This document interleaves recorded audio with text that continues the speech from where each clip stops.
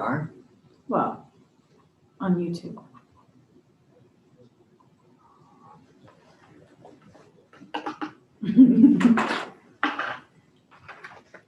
Finish one fast.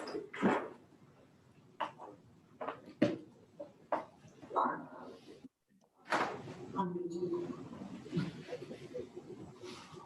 So I guess we really are live. Just so you know.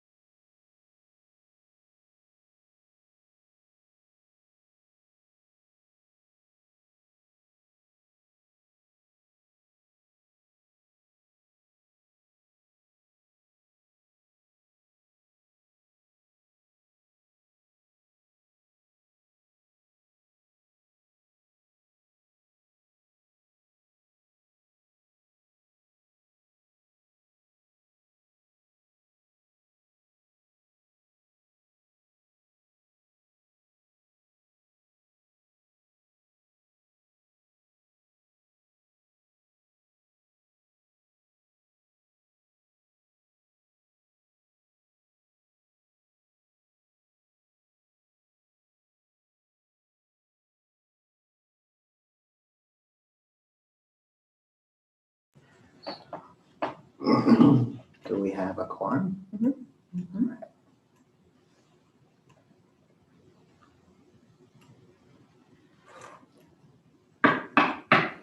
The Corvallis School Board the Corvallis School Board budget, the Corvallis School District Budget Committee is called to order.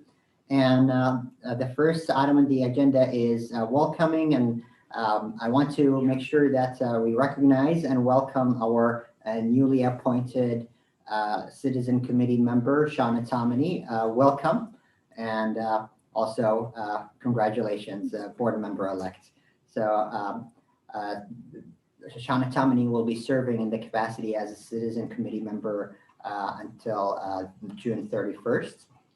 Welcome on board, and thank you for serving. Thank you, Sammy. Glad to be here.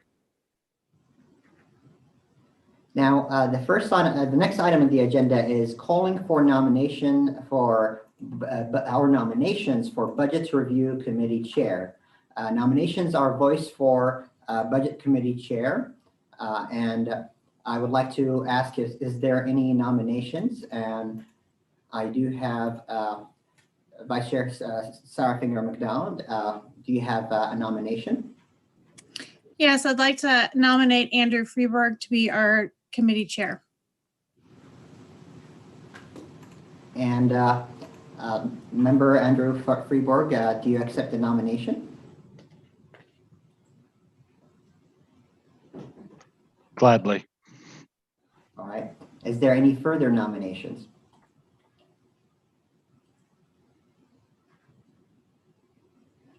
All right, seeing there's no further nominations, the nominations now are closed. And I would like to ask for a motion to nominate, so a formal motion to nominate for Budget Committee Chair.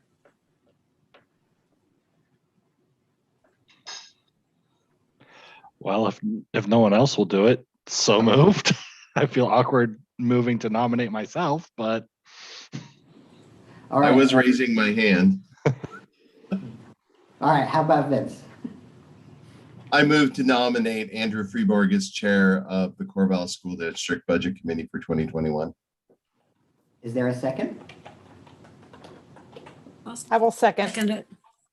All right. Is there any further discussion? Seeing no further discussions, we'll go into a unanimous consent vote. So is there any objections to the motion? If there is an objection, please identify that by saying nay. Seeing there is no objection, the motion passes unanimously. So Chair Andrew Freeborg, you have the meeting now, and I'll turn it into you for the nominations for the vice chair. Okay. So I guess, are there any nominations for the Budget Review Committee Vice Chair? Vince. I nominate Shravya Tadapalani for vice chair. Okay. Are there any other? Oh, first, do you accept? I think I'll pass, but thank you. Okay. Are there any other nominations for vice chair? Is there anybody who wants to do it? Like would be excited about the opportunity so that we don't have to put anyone on the spot? I will put someone on the spot. I guess you're going to have to. Then I will nominate Josh Clark. Josh, do you accept? I can accept that as long as someone instructs me on what that role completely involves. I believe you only have to do chair duties if for whatever reason I'm not here. So. Okay. Sounds great. Okay. Are there any other nominations? Okay. At that point, I will close the nominations and then invite a motion to nominate Joshua Clark as vice chair. I motion that we nominate Josh Clark as vice chair of the Corvallis School District Budget Committee. A second. Second. Okay, so we have Sarah Finger McDonald motioning, Teresa Jones seconding. If there are no objections, we can just move to unanimous consent. Hearing no objections, by unanimous consent of the Budget Committee, Joshua Clark has been elected as our new vice chair. Thank you. Okay, so now that brings us to Superintendent Noss. If you are ready to present your budget message, we are ready to hear it. All right, I'm happy to do so. Dear Budget Committee, colleagues, and Corvallis community, I submit for your consideration the proposed budget for the Corvallis School District for the fiscal year beginning July 1st, 2021 and ending June 30th, 2022. I am honored to serve you and the community of Corvallis as I begin my 6th year as superintendent. And I believe this budget not only meets the demands brought on by the COVID-19 pandemic, but also is fully aligned with our goals and consistent with the values of our dynamic and diverse community. This budget coincides with the Oregon legislature's biennial budget cycle from 2021 to 2023. The proposed budget assumes a state school fund allocation of $9.1 billion, a fully funded student investment account grant allocation of $800 million, and a fully funded high school success grant allocation of $315 million. While this is generally good news, the level of the state school fund is not enough to ensure that our schools and students will not have stable, adequate, and sustainable funding. As school districts across Oregon are finalizing their budgets for next year, state legislators are still considering the level of funds to allocate to the state school fund. In the meantime, we are charged with basing our revenue estimates on conservative assumptions reflective of the latest, best information available. While it is my hope that the legislature will increase funding for K-12 education, there are no guarantees. Looking forward to 2021-22, I have proposed a budget that effectively utilizes savings from the current year and surplus reserves to fund ongoing general operations. This will allow the district to focus new state and federal resources towards expanding the services and supports we can provide in the coming year, without the fear of losing the resources we already have to budget reductions. As the impact that the pandemic has had on our educational community starts to decline, we know that a number of residual impacts will remain, and we will continue to prioritize the health and safety of our students and staff. As we have since the start of the pandemic, we will adapt to meet the challenges presented to us while remaining undeterred in our journey towards realizing our vision to prepare our students to lead a more socially just world. The budget proposal includes a total investment of $330.4 million, represented by 11 separate funds, the largest of which are the General Fund and Capital Projects Fund. The total budget for all funds is a $17.4 million or 5% decrease over the 2021 budget. This decrease reflects the spending down of bond proceeds in the Capital Project Fund as we continue to make capital improvements at all schools in alignment with the bond measure approved by Corvallis voters in 2018.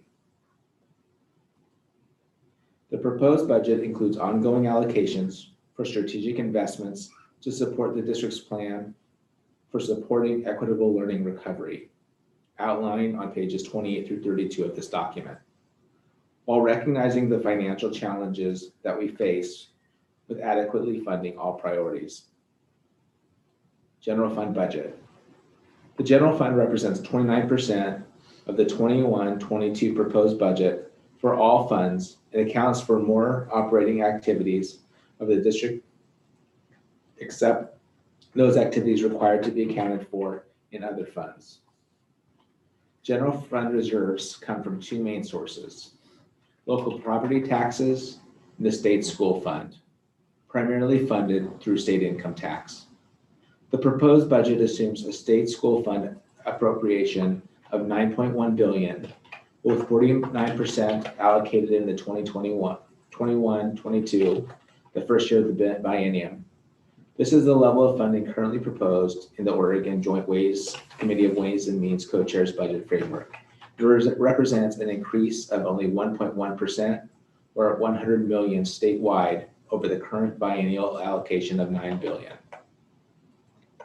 Budgeted general fund current resources total $82.3 million, an increase of $1.8 million or 2.2% from the 2021.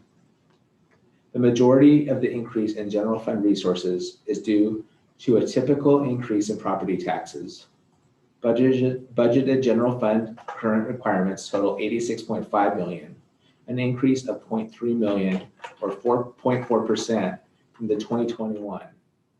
Salaries and benefits comprise the majority of expenses at $68.4 million or 79% of all current requirements. School Board Policy DA provides guidance regarding the financial objectives for managing general fund reserves.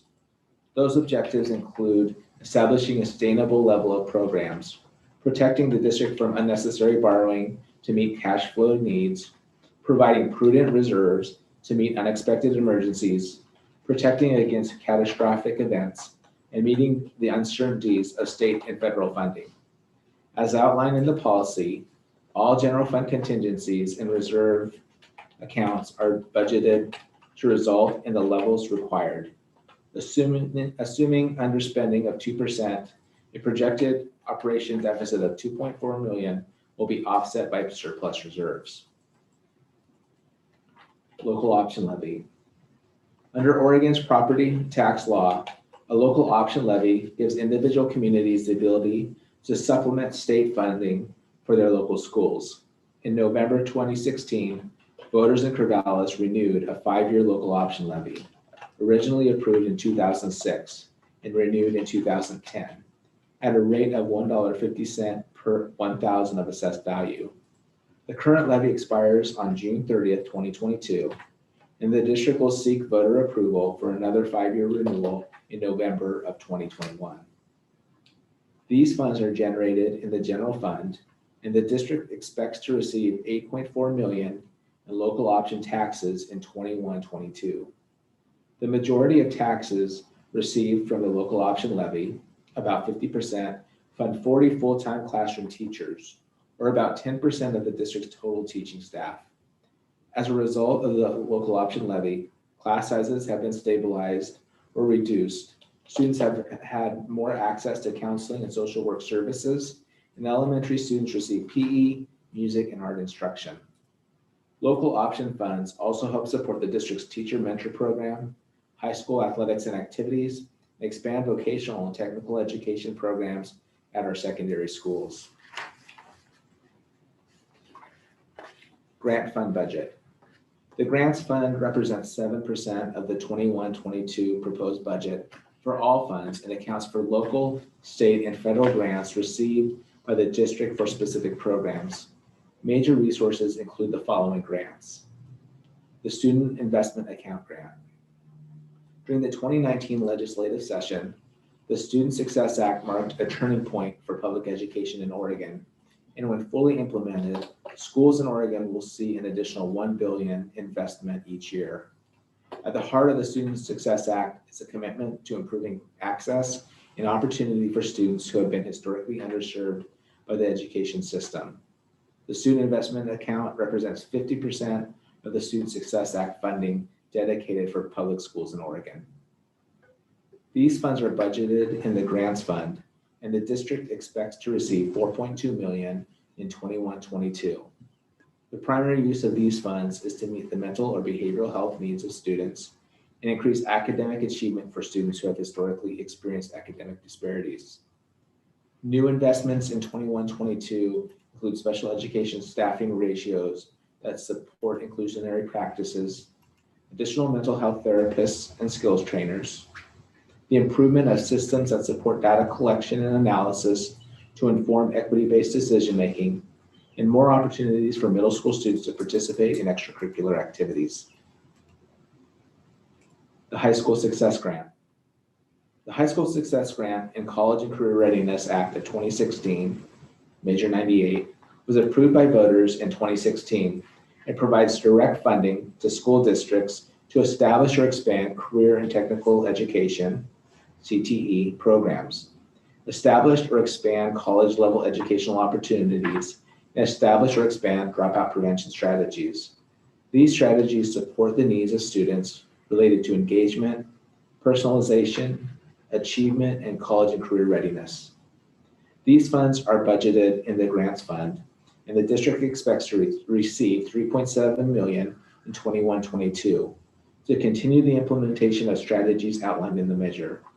New investments in 21-22 include a construction program of study, equity coaches, and a course called Sources of Strength, which is designed to promote connection between peers and caring adults. Elementary and secondary school emergency relief, Esther Fund grant. Through multiple U.S. congressional actions, the district is receiving federal grants through the Esther Fund, which was established to address the impact the pandemic has had and will continue to have on our educational community. These funds are budgeted in the grants fund, and the district expects to receive $8.8 million over the next 2 years.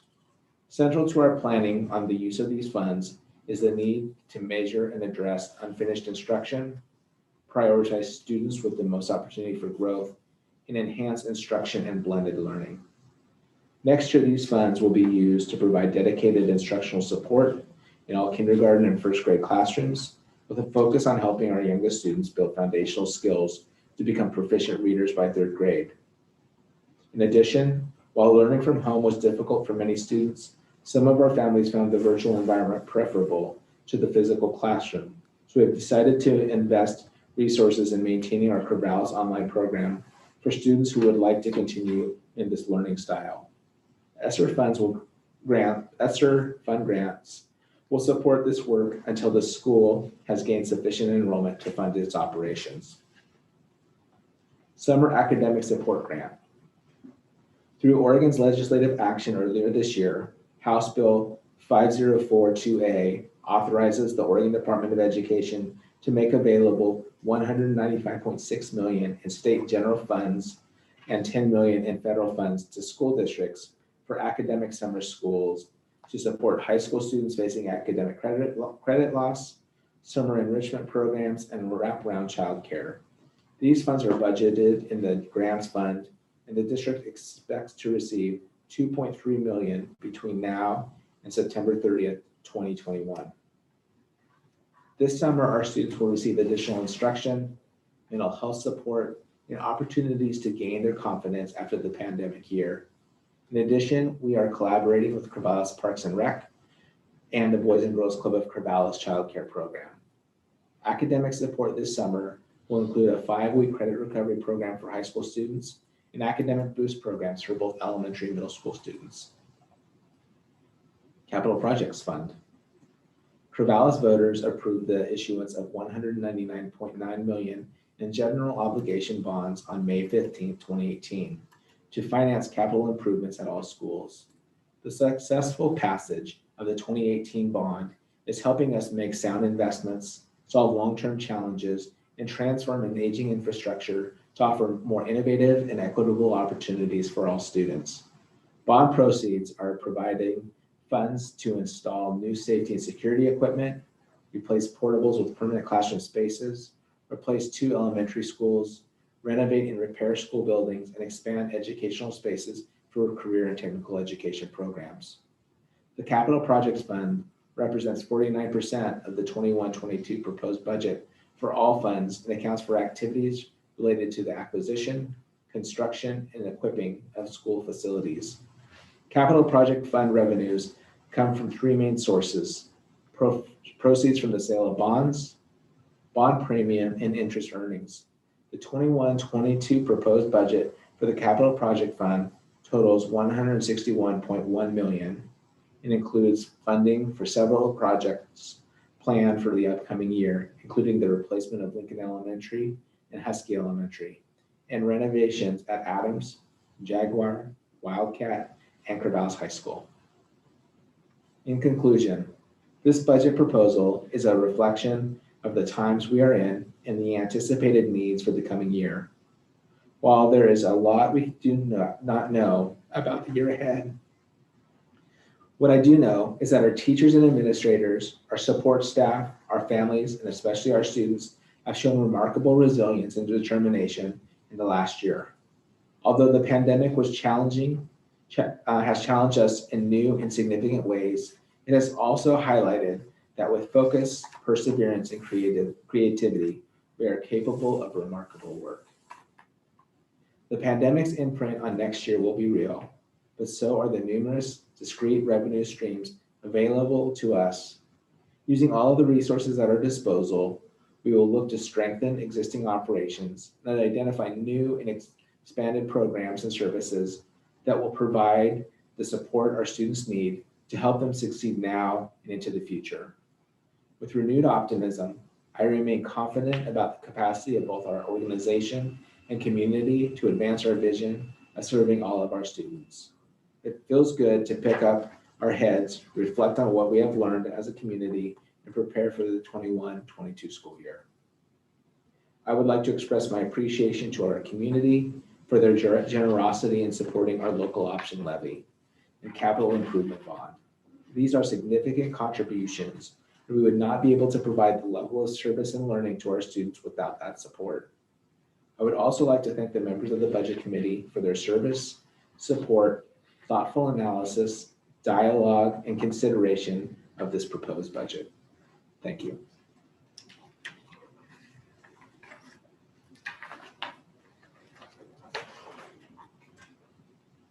Okay, thank you. Thank you, Superintendent Noss. So next, looks like we have the budget highlights with Finance and Operations Director Olivia Myers-Butch. All right. I'll give Ryan a breather to get a drink of water and catch his breath. Tonight, I wanted to just cover the highlights of our budget and really focusing on the investments that we're making that are in alignment with our plan for equitable learning recovery. So I'll be focusing on that tonight. And then I also wanted to provide some information to the Budget Committee about how we allocate resources to our schools as well. So kind of starting with our district goals and strategies, these are based on the principle of students at the center. And we're committed to providing every student access to excellent educational opportunities, helping every student achieve academic growth, and doing whatever it takes to help every student graduate. And these goals are what guide district staff in developing measurable outcomes and action plans. So over the course of the last several months, we've been developing a plan for supporting equitable learning recovery. So we're also committed to presenting a budget that aligns to decisions outlined in the strategic plan so that our budget supports execution of the district's goals and strategies. The district's plan for supporting equitable learning recovery was driven by board goal number 6 and identifies the challenges we are facing, the actions we plan to take, the cost of those actions, the funding sources, and how those actions align with the district's goals and strategies. So for those, and I put notes in the bottom of these slides just so people know reference pages of the actual budget document that you have if you're wanting to kind of follow along. So I'm on page 29 of the document, and I just wanted to run through these investments so that everyone has a good understanding of what we're planning for next year. So when it comes to adapting learning, our first area of investment is around measuring and addressing unfinished instruction. And so we have several investments in this area. The first two are really focused on the board goal of all students being proficient in reading by 3rd grade. And so we'll be making some significant investments in our primary classrooms next year, really increasing our multi-tiered systems of support, our reading interventions, implementing some new interventions, and providing dedicated support in all of our kindergarten classrooms so that our students can build the skills they need to become proficient readers by 3rd grade. Ryan also touched on how we're going to be utilizing the summer academic support grants to provide summer school programs, not just for high school students who need credits to stay on track to graduate, but also for students in grades K through 8 to provide some additional academic learning and readiness supports to get them ready for next year. As we consider prioritizing students with the most opportunity for growth, one of the investments will be to improve our systems around monitoring student performance and progress with the goal of informing equity-based decision-making and continuous improvement planning. So this includes a new administrative position. The title is called, I have it here, Research, Assessment, and Growth Coordinator.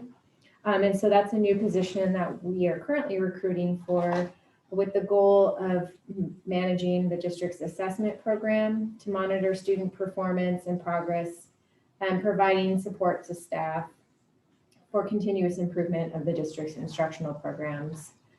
And so that is an area that we're looking to build next year. In addition, we're looking to continue professional learning and collaboration time for our school-based data teams focused on math. This is something that we've done in the past, and so we want to continue that work. We're also committed to providing additional support within our summer programs, focusing on students with disabilities and emerging bilingual students.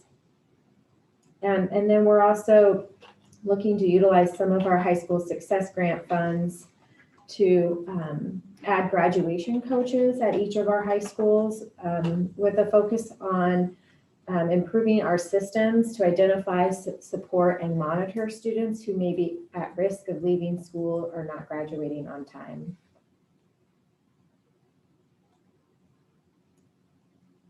When we talk about enhancing instruction and blending learning, touching on something that Ryan had mentioned in his budget message earlier, we do plan to utilize some Esther Fund grants to maintain the Corvallis online option for students next year who would like to continue in that digital learning style. We're also planning to utilize high school success grant funds to add a new construction program of study. That program will be located at the Harding Center building and will be a program for up to 15 students in the first year. We're also looking to boost our school-based coaching to drive more impactful technology use in classrooms. This would be a teacher on special assignment, instructional technology. We have had 2 of these positions in the past. We currently have 1 position focused on elementary schools. So this would be bringing back a second position focused on our secondary schools. Around the area of serving the whole child, prioritizing mental health is where our biggest investment lies. We will be expanding our mental health programming to serve all students next year. So grades K through 12. We currently are funding the program for grades K through 5, and so we'll be adding programming at our middle and high schools next year. We'll also be adding a new Sources of Strength class at our high schools. This class promotes connections between peers and caring adults. With regard to social and emotional learning, Ryan had mentioned about using funds next year to provide more opportunities for students, middle school students, to participate in extracurricular activities. So in addition to the current offerings of cross country and track, we'll be offering soccer and basketball programs to students in middle school next year. We're also planning to expand our students advocating for equity or SAFE groups to our elementary schools next year. So our 4th and 5th grade students, beginning to engage them in some of the work of our SAFE teams. We have a handful of investments related to providing wraparound supports for students. The first is to increase staffing to connect families with resources within the community and ensure that all students have access to educational opportunities. We have some of these positions in the district already. This staffing would be focused at our elementary school level and would be added to schools that don't currently have this staffing now. And these are called student family advocates, and they work with our students and families to make sure that they know how to access resources within the community to meet their needs. We're also looking to increase our school-based nurses by 2. And so obviously it's been a tricky year and a half dealing with a public health crisis. And so we're going to support our school-based health and wellness practices more by adding 2 nurses. We're also looking at adding a position, a high school-based position to create capacity to provide clinical coordination of substance misuse and abuse services. So this would be a new program to the district. It's an area that we haven't quite been able to focus on, but it's been a priority. So we're really pleased to be able to utilize some funds in a different way next year to make this happen. Again, going back to the summer academic support grants, in addition to the academic programs we'll be offering students this summer, we're also going to be providing enrichment activities for students in grades K through 8 through collaboration with Corvallis Parks and Recreation, and also providing wraparound childcare services for students who are participating in those enrichment programs or the academic programs that we're offering. The last area of focus is about reorienting our resources. The first adjustment here is looking at our special education staffing ratios. So we did some work this spring to look at how we're supporting our students with disabilities and are making a pretty significant investment in increasing educational assistant staffing to create more equitable ratios to support students across all grade levels next year. A strategic investment in this budget is also to reserve some funds for class size reduction in case enrollment is higher than projected. We usually adopt a practice like this every year, but it's more critical this year because of our enrollment projection feeling a little more unknown than it normally does. And we'll be talking about that in a little bit. As we think about professional learning with our staff, we'll be utilizing what we're calling equity TOSAs. A TOSA is a teacher on special assignment. And so they'll be expanding our school-based racial equity coaching. So this is peer-to-peer coaching with a focus on disrupting systems and structures that have historically marginalized our students. And we're also invested in a new program called Aspiring Leaders with a focus on developing leadership pathways for staff of color. And then some more of the technical side of things with some Esther Fund grants. We'll be making some investments to increase our custodial staffing and custodial supplies as we continue to meet higher requirements related to the sanitization and cleanliness of school facilities. We're also working to implement voice amplification systems in our high school classrooms next year. And then the last investment has to do around air quality measures, making sure we set aside funds that we can continue to purchase air filters, maybe make some repairs on windows, fans, purifiers, and then the possibility of maintaining some of these outdoor tents that we have set up this spring as we continue to need more and more space at our schools. So overall, when we look at all of these investments together, we're talking about a total of investment of $8.5 million, utilizing a lot of different revenue sources with a total staffing increase of 65 FTE. So it's a pretty significant investment for us, but very multifaceted and aligned with our board goals. In the budget document itself, under each investment, you'll note the board goals that are relevant to each of those investments.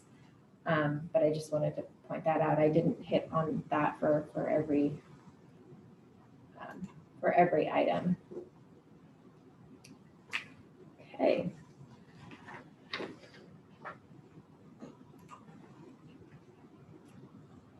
All right. So a critical piece of budget development are the assumptions that we use as we prepare the proposed budget. So I just wanted to hit on these real quick. In terms of overall student enrollment, our proposal for next year reflects a 2% increase in student enrollment. We did experience an enrollment loss this year, like most school districts around the country. And so we are anticipating that about half of the students that did not enroll in our district last year will choose to return next year. In relation to property taxes, a big driver is what we assume in terms of assessed value growth. So we make a pretty conservative estimate that our assessed values will grow by 3.25%. As Ryan mentioned in his budget message, the proposed budget is based on a state school fund allocation of $9.1 billion.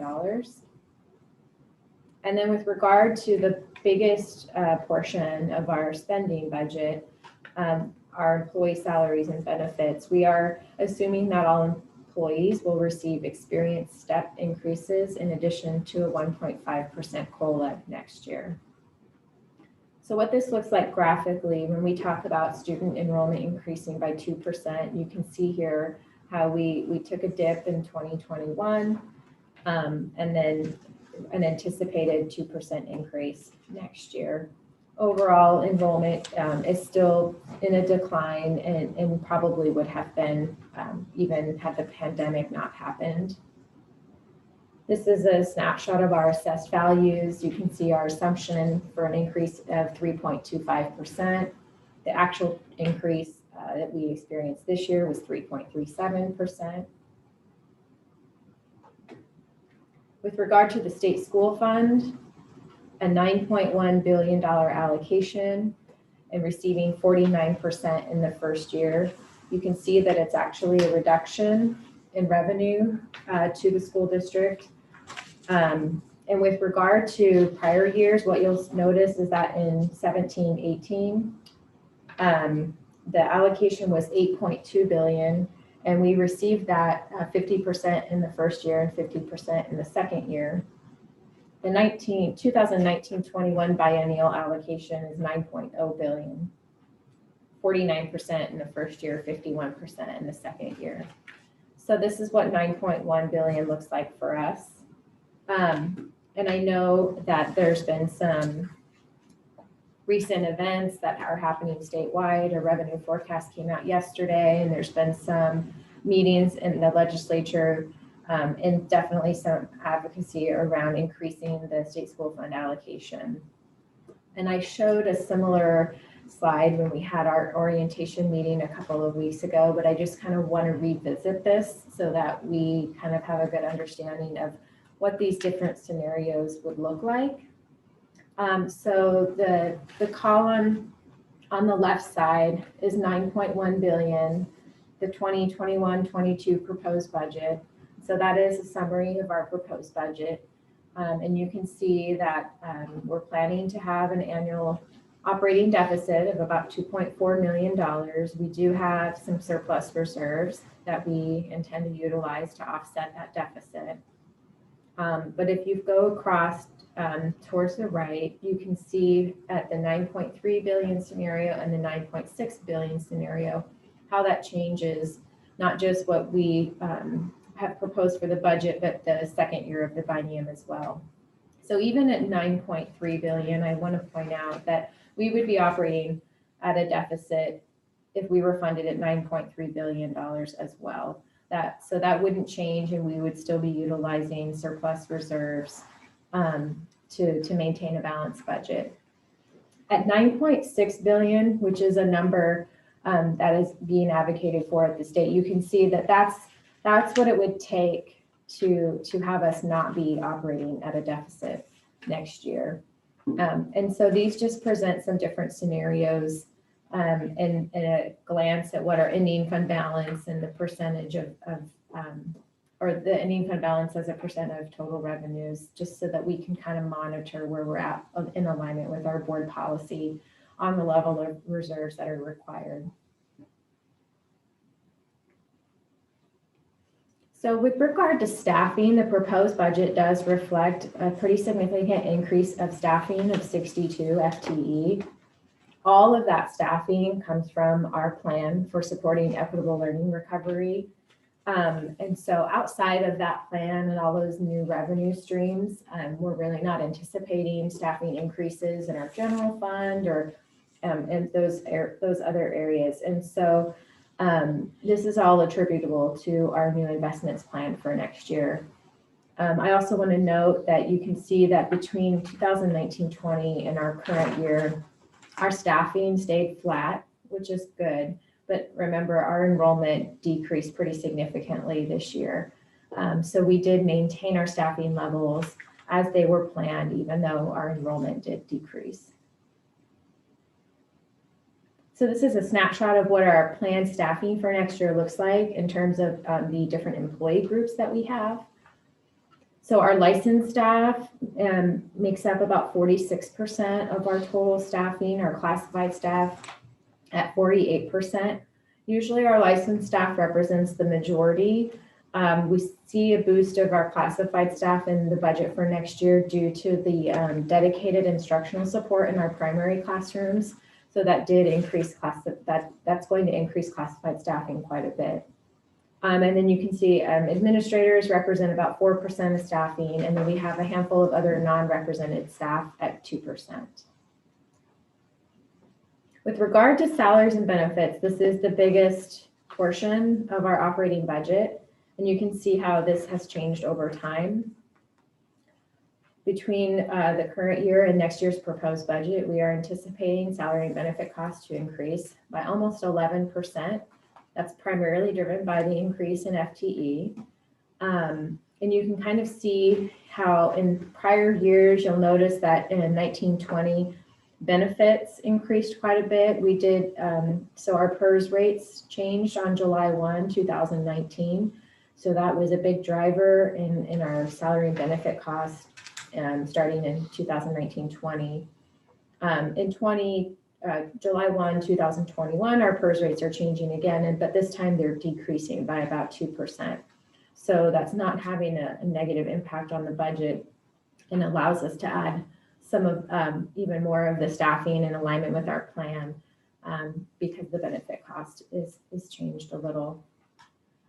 So when you look at this, 11% increase in salaries and benefits is kind of alarming. But when we look at the cost per FTE and really kind of getting a measure of not just our salary and benefit spending, but how that relates to the changes in staffing over time as well. So you'll see that between last year and this year, the cost per FTE increased by 2.8%.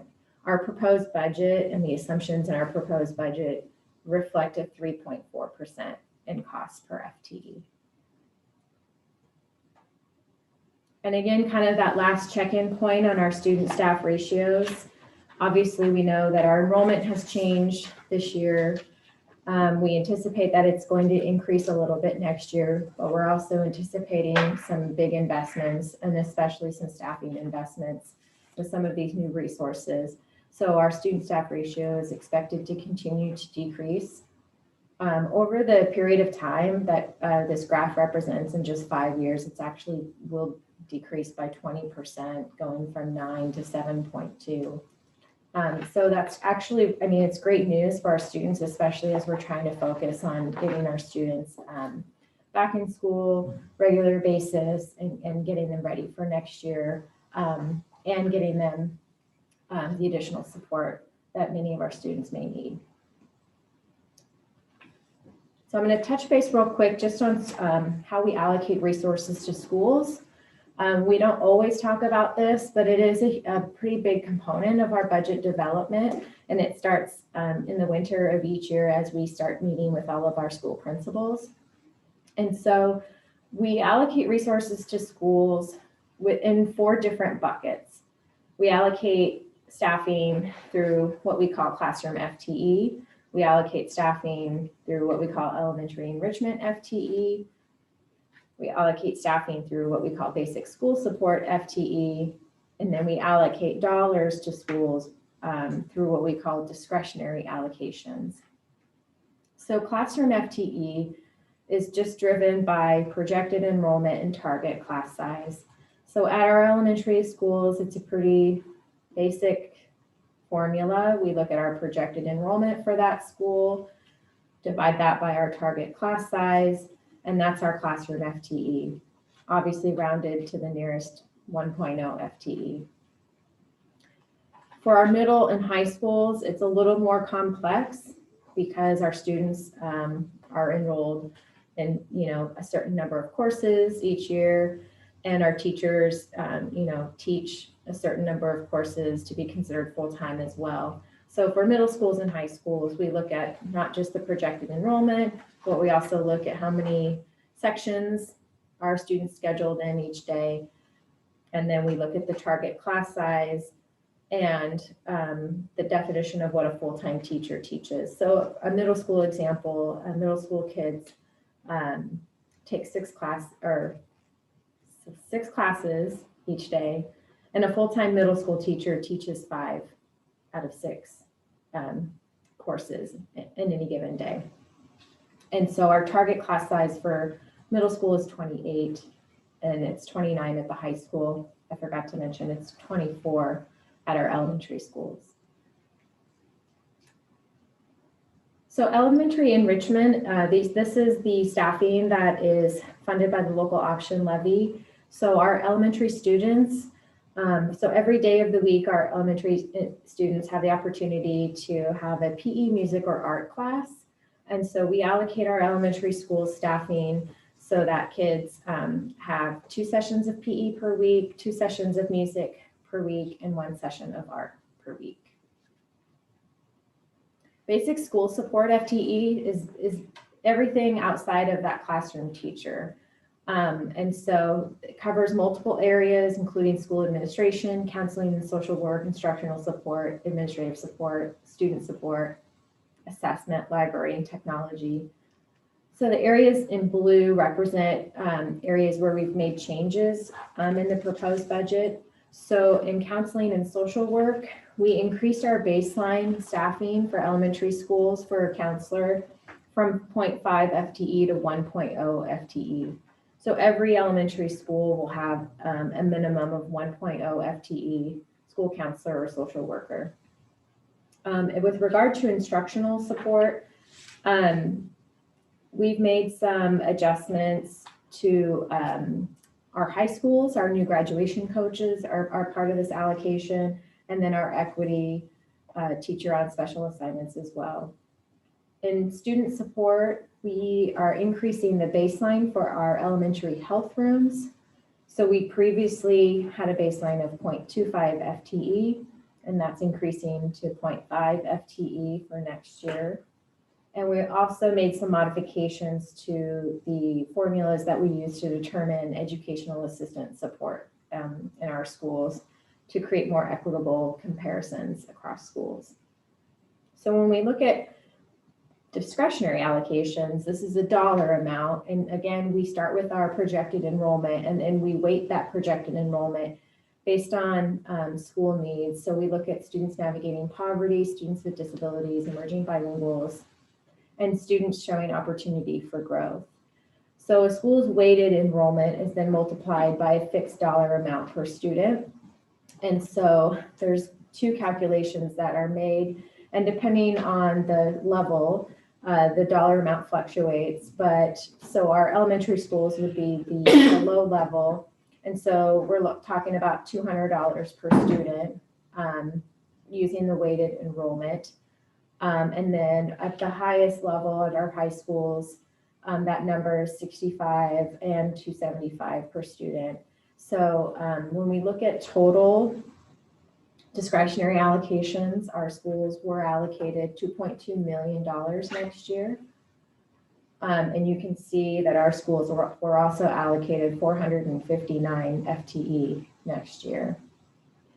So our schools are allocated that FTE, and then they work with our human resources department to staff to fill all of those positions. And then our schools also work to decide how they want to plan the use of their discretionary allocations as well. And that varies and looks different by school. We do allow schools to use discretionary dollars to fund staffing positions if they desire, but it's pretty minimal and has decreased over the years because we've continued to make positive investments in our basic school support allocations.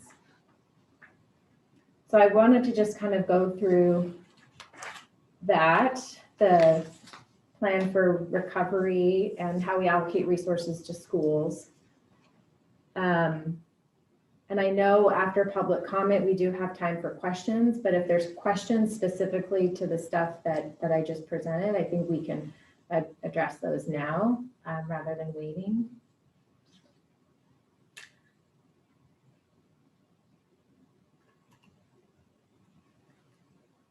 I'm looking for any hands or, oh, I see some hands. Okay. Sarah, I see your hand up. Yeah, I was just wondering it looks like a lot of the new staffing we're adding is, maybe I'm wrong with this, but coming from the federal recovery money. And I was wondering if we were going to be able to maintain that spending when that money goes away. Sure. So we won't be maintaining the level of staffing that we're building up to, but we will maintain the employees that we hire by strategically placing them when we have resignations and retirements. And so we plan to kind of slowly shift the employees into regular positions by the end of 22-23. So we are we're pretty aware of that and knowing we're going to need to be strategic, especially in 22-23 as people resign their positions or retire. We likely won't be filling those retirements and resignations with new staff. We'll be shifting this staffing over. Does that make sense? The only other thing I would add to that is that we're also, with our mental health supports, looking at continuing to look at how we do billable hours. So we build more longevity in those positions. So it's multiple approaches to the situation we find ourselves in. While it's incredible to have this kind of support right now, we also are thinking into the future and how do we maintain the supports for kids. But really the intention of those dollars is the next 24 months.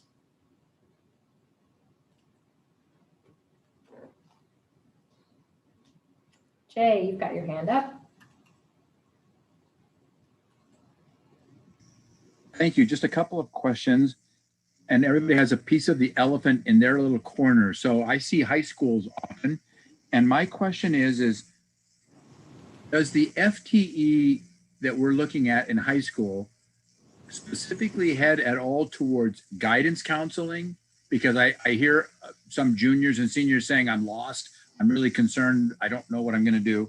And then secondly, it's investment, I guess, in that same way for just as the mental health part. Does it look at specific guidance counselor positions or a different kind of position?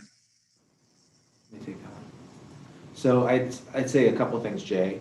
One is that I'm super appreciative of what our high school counselors do and the role that they play.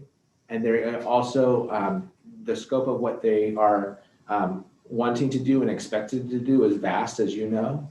And so by bringing in mental health therapists, bringing in high school graduation coaches, I see them as members of that team that provide a more rounded experience for students as it comes to guidance and counseling. So while the positions are not school counselor assigned, they allow school counselors to have greater time and availability for those things. It's the same thing that we found when we started with our elementary and adding our skills trainer and therapist.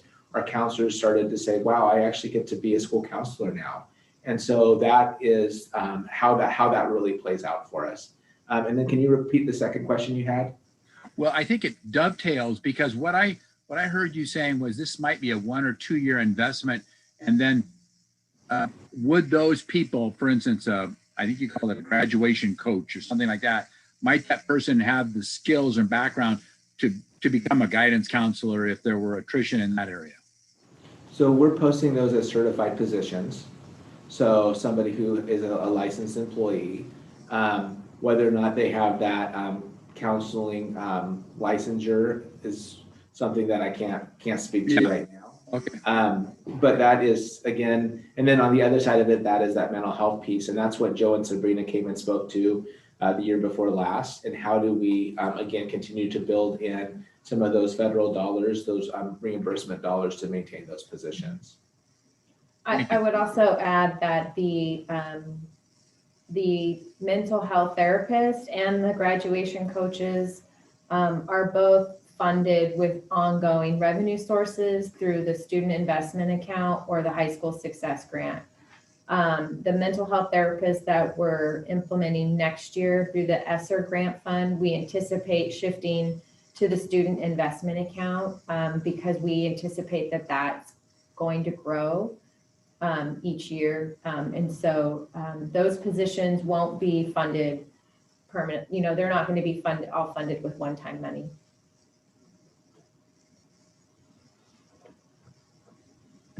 Therese?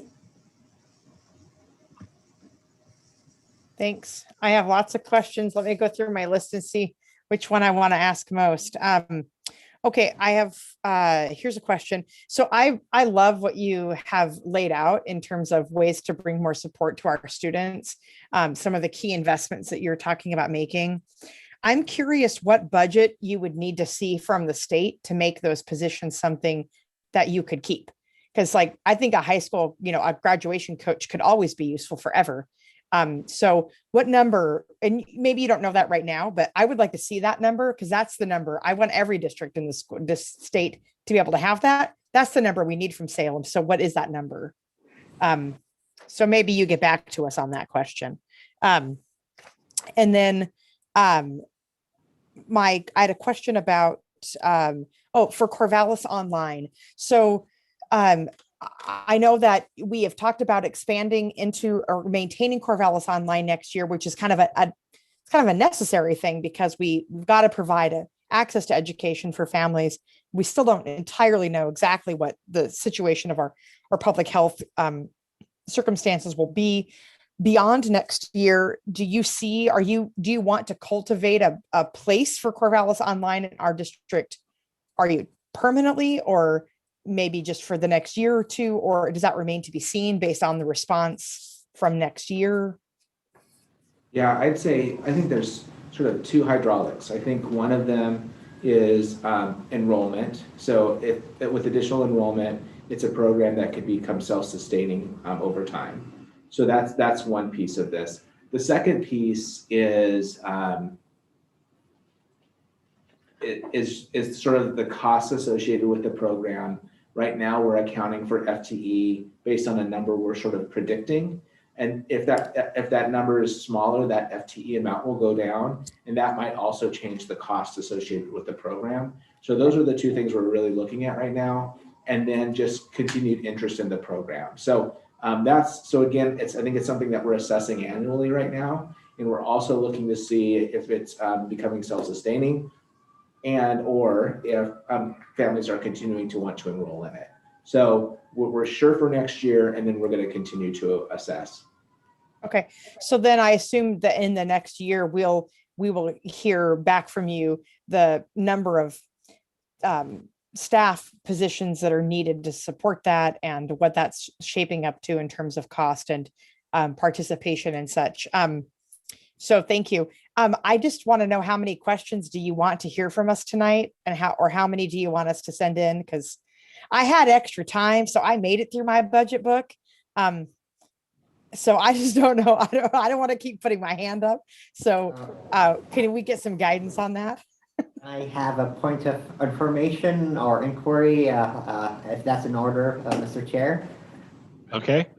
I just want to recognize that staff time is limited, and definitely that has been something that we continue to navigate. And Therese, thank you for highlighting that important factor is as we ask our questions, we will end up with a certain threshold, whether it is per committee member or for all of us, where we want to have a consensus as a group, how many questions we can ask, and also maybe feedback from staff, what is practicable for staff to come back to us with their answers for next meeting. And of course, there is another resource that we could allocate, which is additional meetings if we choose to, if we exceed a specific threshold, a specific timeline. So just wanted to share that from previous experiences. And I don't know if Olivia want to talk more about that. Yeah, I think if there's questions that are relevant to the new investments for next year, I think this is an appropriate time to continue the conversations around those. If there's questions that are about other components of the budget or the budget document, there's time later in the agenda for more of those general inquiries and requests for information. And of course, your presentation, Olivia, always answers a lot of my questions preemptively. So I need to go back and cross off the stuff you've already covered. So I have one more new investment question that I'll put out there right now, and then I'll leave it for other folks. When you talked about the investment in the adjustment, it's on page 31, adjust special education staffing ratios to improve inclusionary practices. I was just wondering if you could, in like 1 minute, kind of give some broad strokes for the committee and those who are listening about what kinds of inclusionary practices do you mean when you talk about improving and expanding those? I think I would say we want to provide an equitable ratio across schools so that all schools have the same opportunities to implement those inclusionary practices. And when we looked at current levels of staffing and current needs by school, we knew that there was some fluctuations that we wanted to address, but we also didn't want to reduce any of the staffing at our schools. And so we looked at this as like building from the ground up, and we focused on the schools that had a higher student staff ratio in those areas, and are working to increase the staffing at those schools.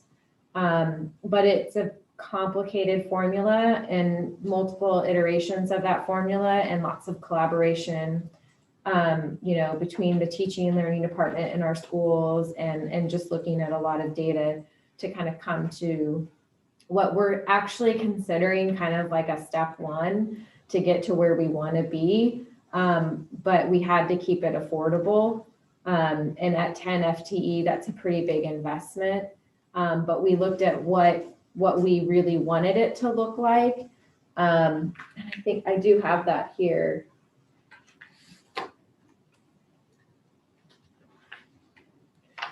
Our consideration of equitable ratios achieved would have required adding 24 FTE. And so we're kind of at a step one of that, and wanting to continue monitoring that and working towards that. So when we look at, we're looking at it from a student staff ratio, and we're looking at it with a weighted student factor at the same time. So we could share more information about that, but it's probably hard to walk through it. I mean, I got what I was looking for in your answer there. And I think down the road, it would be great for just communication with the general community as well about what it looks like. If you are a student that is participating in or needing special education services, what's your experience in the school district?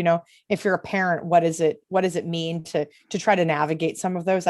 I think that remains something that is a little bit elusive for folks if they're not personally navigating it. And so they might look at a number and not understand what that translates to in terms of the change in a child's life in the day. And I think that could be really compelling, but not for the budget committee, just in general. And then just to last piece about that, the funding for those is funding that will be stable, right? That's not funding that this is through the student investment Correct. accounts, right? Okay, I'm done. Thank you.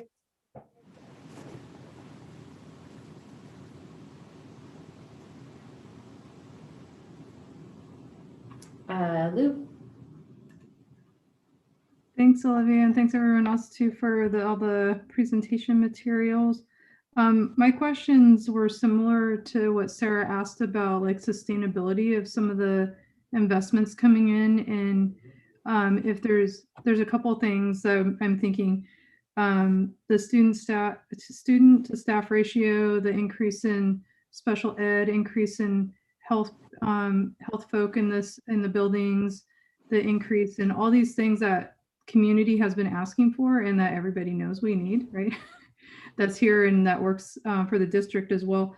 I'm concerned that that's going to create like a really solid support system for students and then potentially not be there. I know you talked about a plan for filling positions through retirement and stuff like that, but what about those positions that the people are filling that are retiring? So I kind of had a little bit of a question about if there's a plan for that coupled with the increases in minimum wage. I think I brought this up last year too, because I know that is on a steep upward trend over the next couple of years. And we're going to be in the next couple of years up to around $15 an hour, probably something like that. It's like $14.75, I think is, and then the next year it's $1 something more. So I'm a little bit worried that we're going to create these solid programs. So I don't know if there's a plan to look for funds elsewhere to keep this more sustainable. That's my first question. And then the second one has to do with the number of students. So that it's based on the projected increase of 2% for next year and how that's about half of how many students left this year. Is that on trend with enrollment decrease, increase kind of stuff? So that would sound like it's about a 2% decrease from last year, not counting this year, for next year, right? Since I would skip this year, since it's a large, is that a normal decrease in, or were you being more conservative with the number, which I would think is great if you are?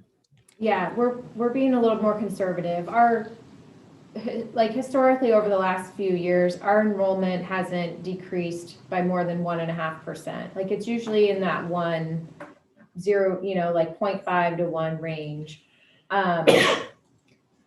We're assuming that 50% of the students that didn't enroll this year come back. We're also projecting a pretty large kindergarten class next year. When I look at kindergarten classes over the last 4 years, in the low 400s, and then this year's class was 385, and we're projecting next year's kindergarten class to be 449.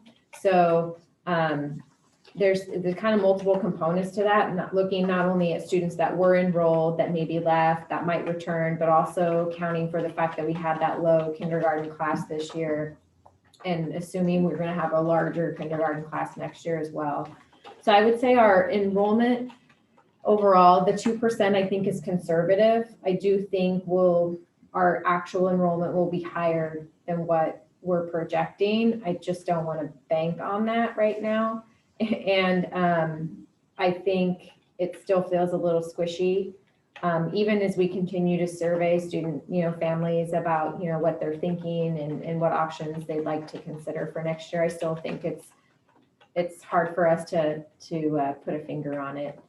And then I think something that would be helpful that I probably should have mentioned in those pages that outline all of those new investments. So just so that everyone kind of knows what's, the one-time versus ongoing. So the one-time resources are the Esther Fund grants and the summer academic support grants.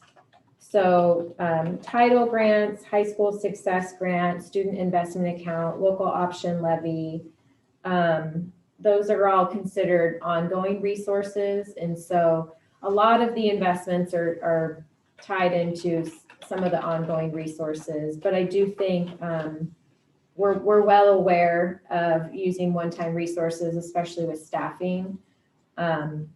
I also think that everything happening at the state level recently has been positive.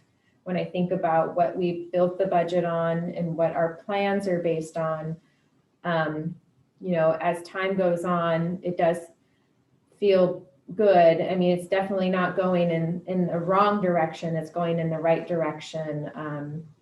And so I do feel confident that between the state school fund and the student investment account, we'll see increases in those. We just don't know exactly what that looks like yet. Yeah, the only thing I would add is something that Olivia already alluded to, and that's just that the general fund is our, our stable, consistent source of funding. And I worry that as we think about these federal dollars that are coming in, that takes away from the importance of that general fund and how that is something that doesn't leapfrog. It doesn't catch up when it gets behind. And so as I think about your roles as citizen members and board members and that advocacy piece, I think that's the challenge for us in 2 years.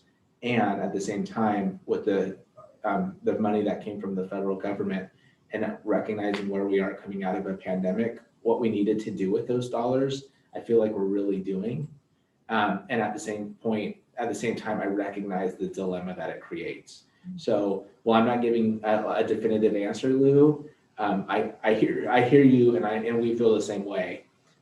It's a blessing, it's also something that's concerning because it's taking away from something we know is really vital, and that's that general fund, year over year, biennium over biennium.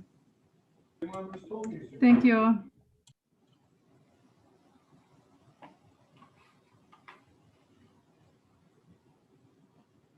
Oh, sorry. I can see hands, more hands. There's more hands up. Saravia has her hand up. Thank you. I just wanted to point out a few things that are really great about this budget first. Just Sources of Strength is a really great program. I know people have benefited from it, and I'm very excited that that's becoming a thing officially and funded. And also middle school extracurricular activities.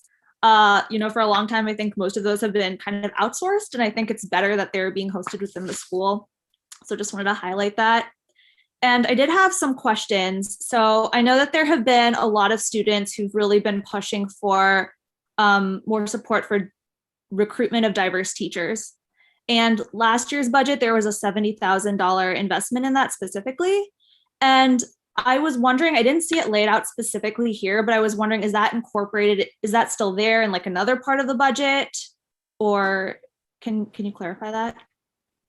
Yeah, I think a big piece of that was increasing our budget to boost some of our recruitment efforts. This year probably didn't pan out as we thought it would in terms of the traditional methods of recruitment with staff. And so we plan to maintain a larger budget to allow for more engagement. Whether it's an in-person job fair or a virtual job fair or some of these very specific recruitment efforts, that's incorporated and continued in the budget.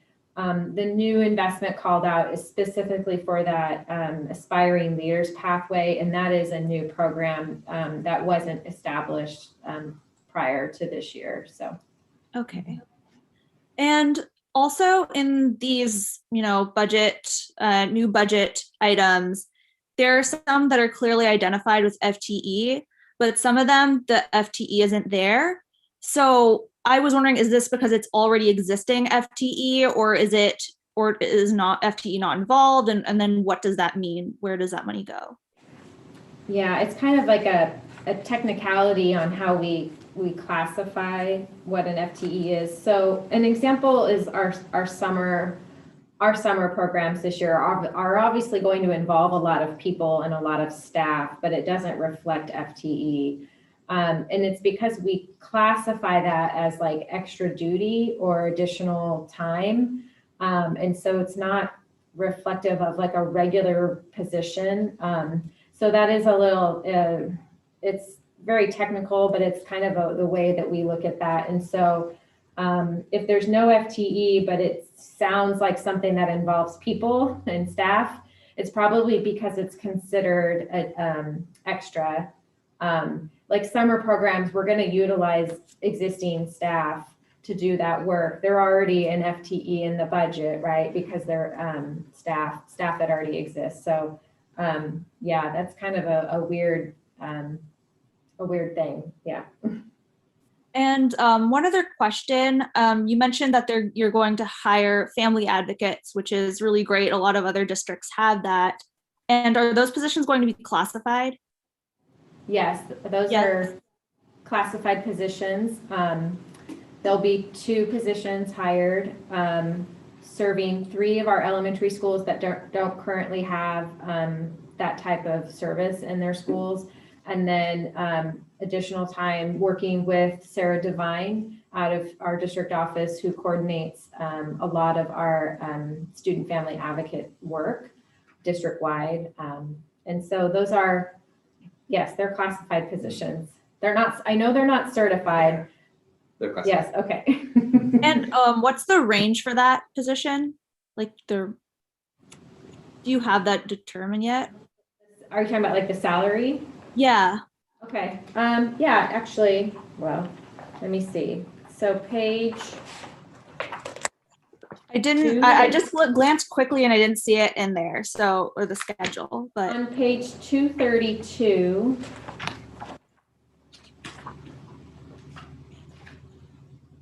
I'm looking to see where those are classified.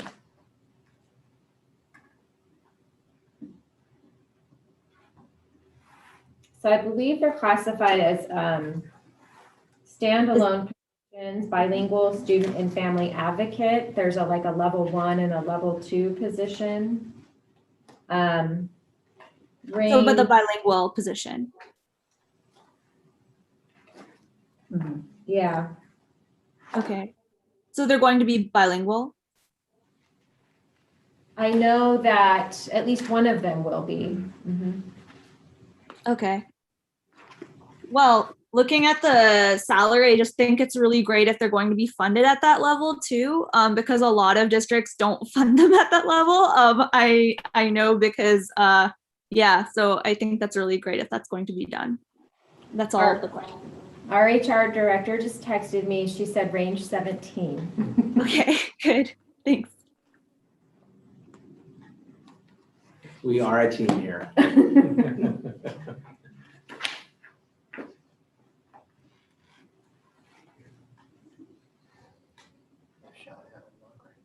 Looks like Sammy also had a question. Been waiting a while. Sure. So I'll go quick. A couple of questions.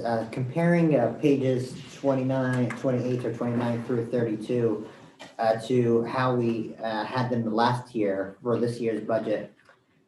My understanding now, the column, which is the cost, is all new investments, because last year we had continuing investments and new investments.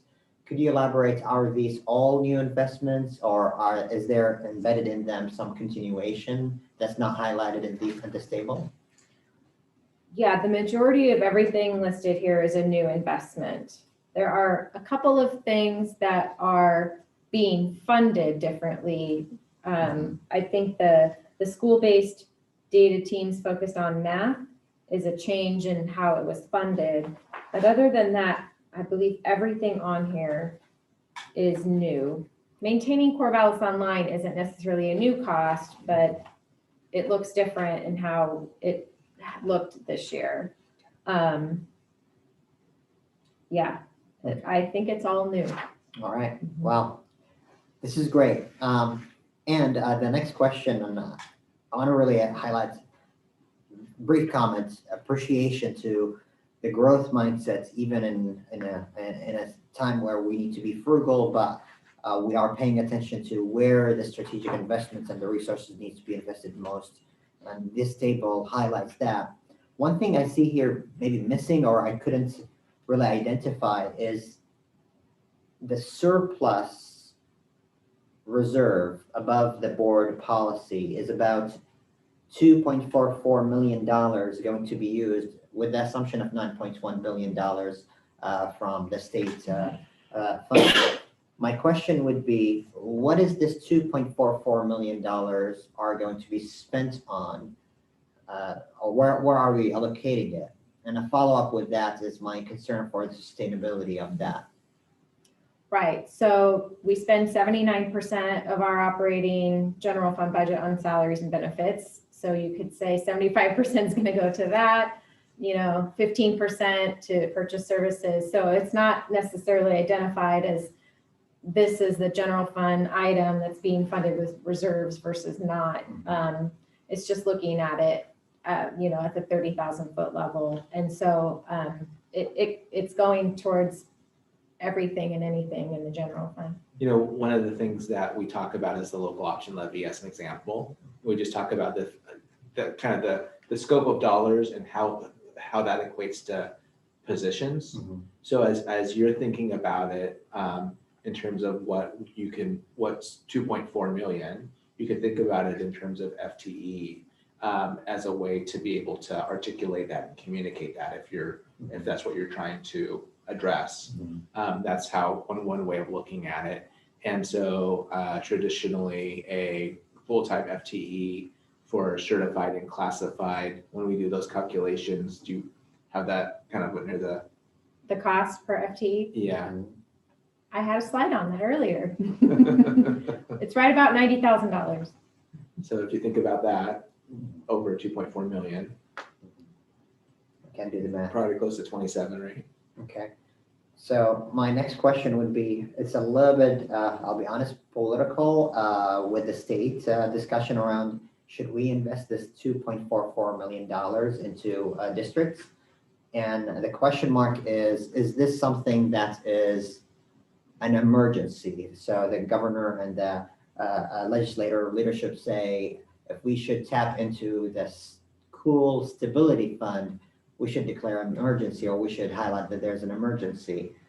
Now we're making that decision locally, and I'm wondering, is this, if we say we should not spend that $2.44 million from our surplus reserves, the impact is really destabilizing to our school. 27 FTEs. And I would say that the federal government has seen this as an emergency, and that's why they have given us nearly around $8 million to try to address the recovery of students coming out of the pandemic. So that's my take on that. Yeah, so not using 2.4 is definitely destabilizing. I think that we are putting all of the resources available to us into investments right now, recognizing our kids have been away from us for a year. We're fortunate to have them back before we move into summer and we move into summer programming, but we also know that there's work to be done. Awesome, thank you. One thing I do want to note and point out, just knowing kind of the situation of a lot of districts around the state, I am pleased that we did not take anything out of our general fund and backfill it with any of the one-time resources.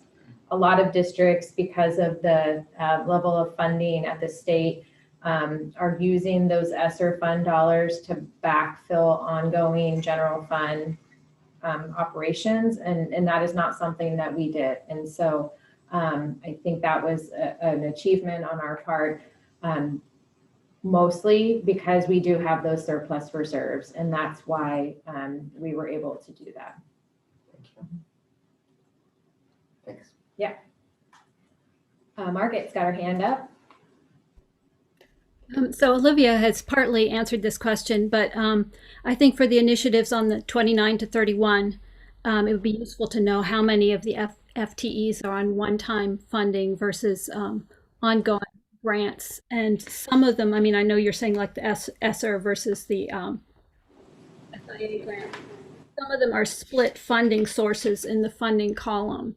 And so I'm wondering how difficult would it be for you to, not now, but at some point, come up with a list of. Yeah, we can do that.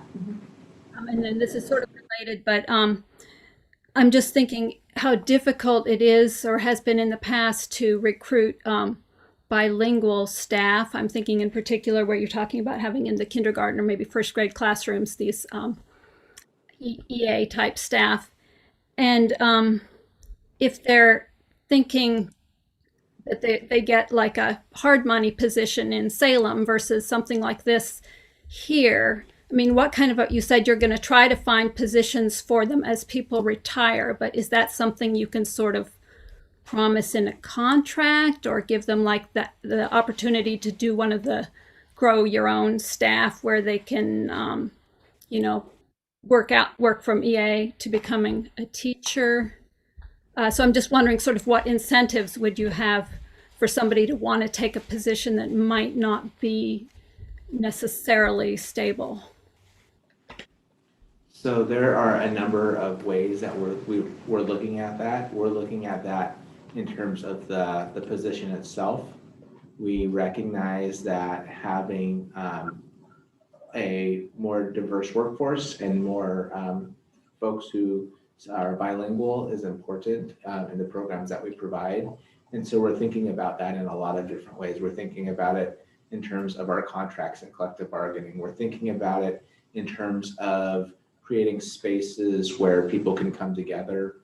We're thinking about it in terms of those equity coaches so that there is an ally in my building or someone I can come and talk to based on my experience. So we're thinking about recruitment and we're also thinking about retention, and that takes a number of different avenues. And we're really we're committed to and continuing to work in each of those areas. Thanks. Yeah.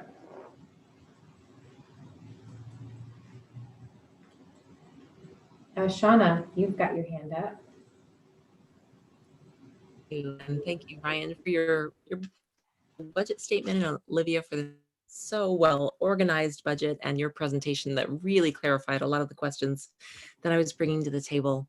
I'll ask one now, and I have one I can save for later for maybe the later part of the meeting on process. But one of the things I've been thinking about is that this is a year where really building and strengthening relationships with families is going to be absolutely critical to making sure that we are learning from the experiences that happened during the pandemic and beyond, and how we can really bring that to even stronger schools and a stronger district. And so I was looking for evidence of where some of the enhanced support for building those family relationships might come in terms of even interpretation or translation of materials to build that family school partnership.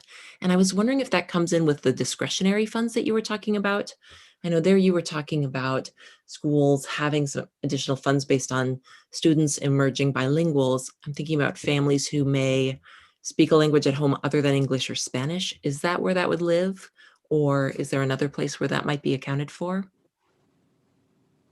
I can speak specifically about translation, and historically and in the proposed budget, it's built in as a district-wide support, and we are increasing the level of support in that area next year as well. And we kind of have been on a steady track of increasing it a little bit each year over the last several years, and that is the plan moving forward as well. So schools utilize our staff of translators as they need. District-wide communications are always translated, centrally, streamlined, and then distributed to schools that way.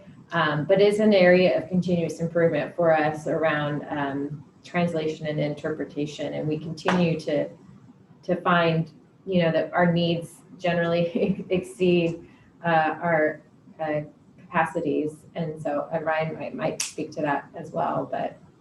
Yeah, and then the other things I would say is, those positions in terms of family liaisons is really intentionally set up to increase that that connection with families. And we've seen success in that program at several of our schools through both our family liaisons and health navigators. And so the addition of additional time for family liaisons is really has that in mind, has that intention in mind. Thank you. Can I ask one more that's maybe specific to funding streams that I'm still learning about? So with the Student Success Act in particular, I know a lot of different streams are coming to communities through partners outside of the school district. And I'm wondering if there is FTE devoted or somebody who, or maybe this is built into multiple roles that exist, who have the time available to build some of those partnerships that might help leverage dollars or programs coming into communities to then bring those into the schools. And I'm thinking about, for example, like the early learning hubs or the parenting hubs that are getting an influx of funds for parenting support for some of those early learning transitions.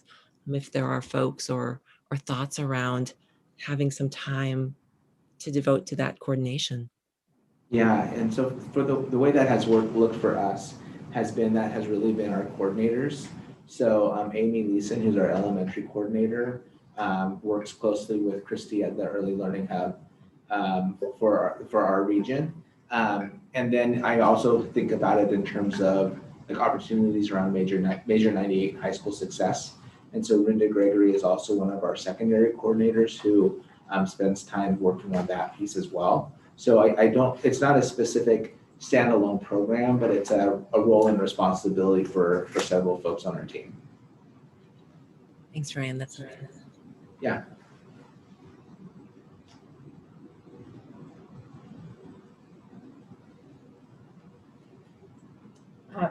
Bill, you've got your hand up.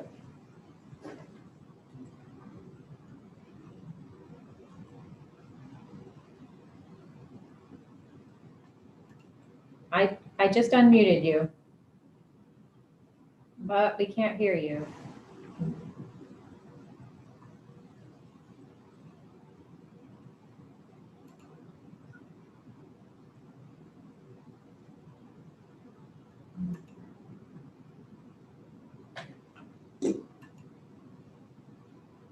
You want to follow up with them?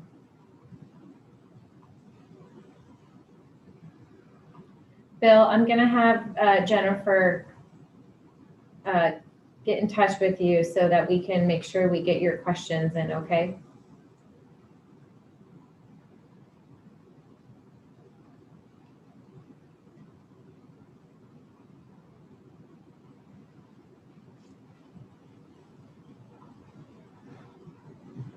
Okay. Let's go to Jay and we'll follow up with Bill to make sure we get his questions.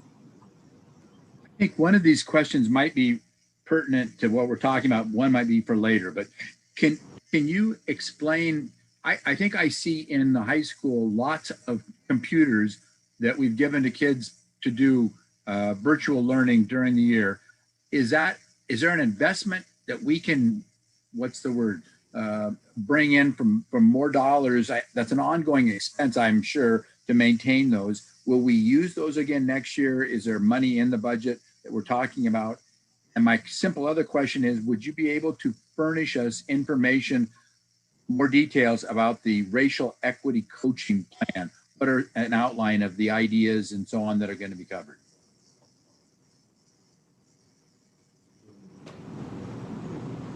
I'll handle the first part of that question and then I'll let Ryan handle the second one. Yeah.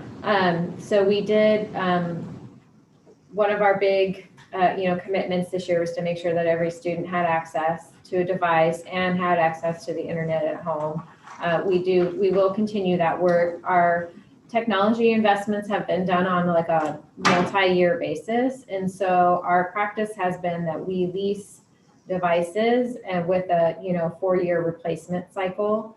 And so we don't have any plans to necessarily change anything about that right now. So we do plan to replenish on our normal cycles technology devices for students. So we plan to maintain, that 1-to-1 ratio K-12 moving forward. And then with regards to those equity coaches, so one of the things that has been really exciting to see has been that in a number of cases, those positions have grown out of discretionary funds in schools. So I can think of a couple of buildings, CHS, Sheldon, started like a 0.17 FTE assigned for folks. In fact, we were able to do a golden apple earlier this week for one of those folks who has worked closely with students, with staff, doing book study, doing student engagement activities across their school and seeing that success, but also wanting to make sure that it's available across buildings. And that's really how that investment is coming into place for us this year.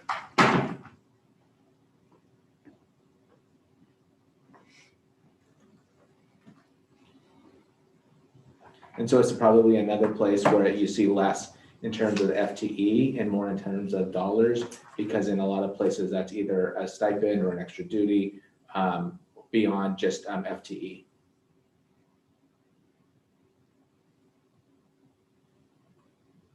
Have we gotten Bill's question figured out yet? Yes, we do. Yes. Do you want, So I just spoke with Bill, and he would like to know, it seems as though the state may have extra money.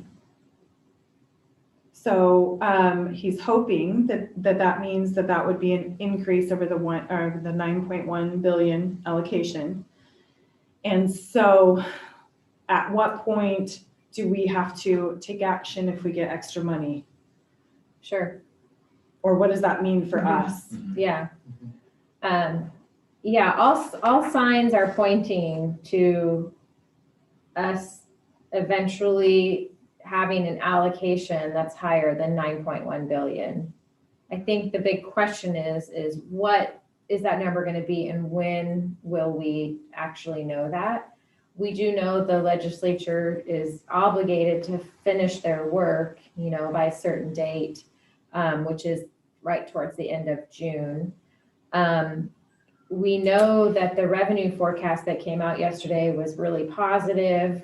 We also know that the governor hasn't voiced a lot of support for increasing the state school fund allocation at the same time. And so I think what's tricky about the proposed budget is that revenue piece is definitely important, but I think the fact that we're currently bargaining with all of our employee groups and making assumptions about our salary and benefit costs and the enrollment question, the unknown around our enrollment. I would much rather kind of have all of those things, like our finger on all of those things before we decide how we would utilize additional resources. Just because I do think that,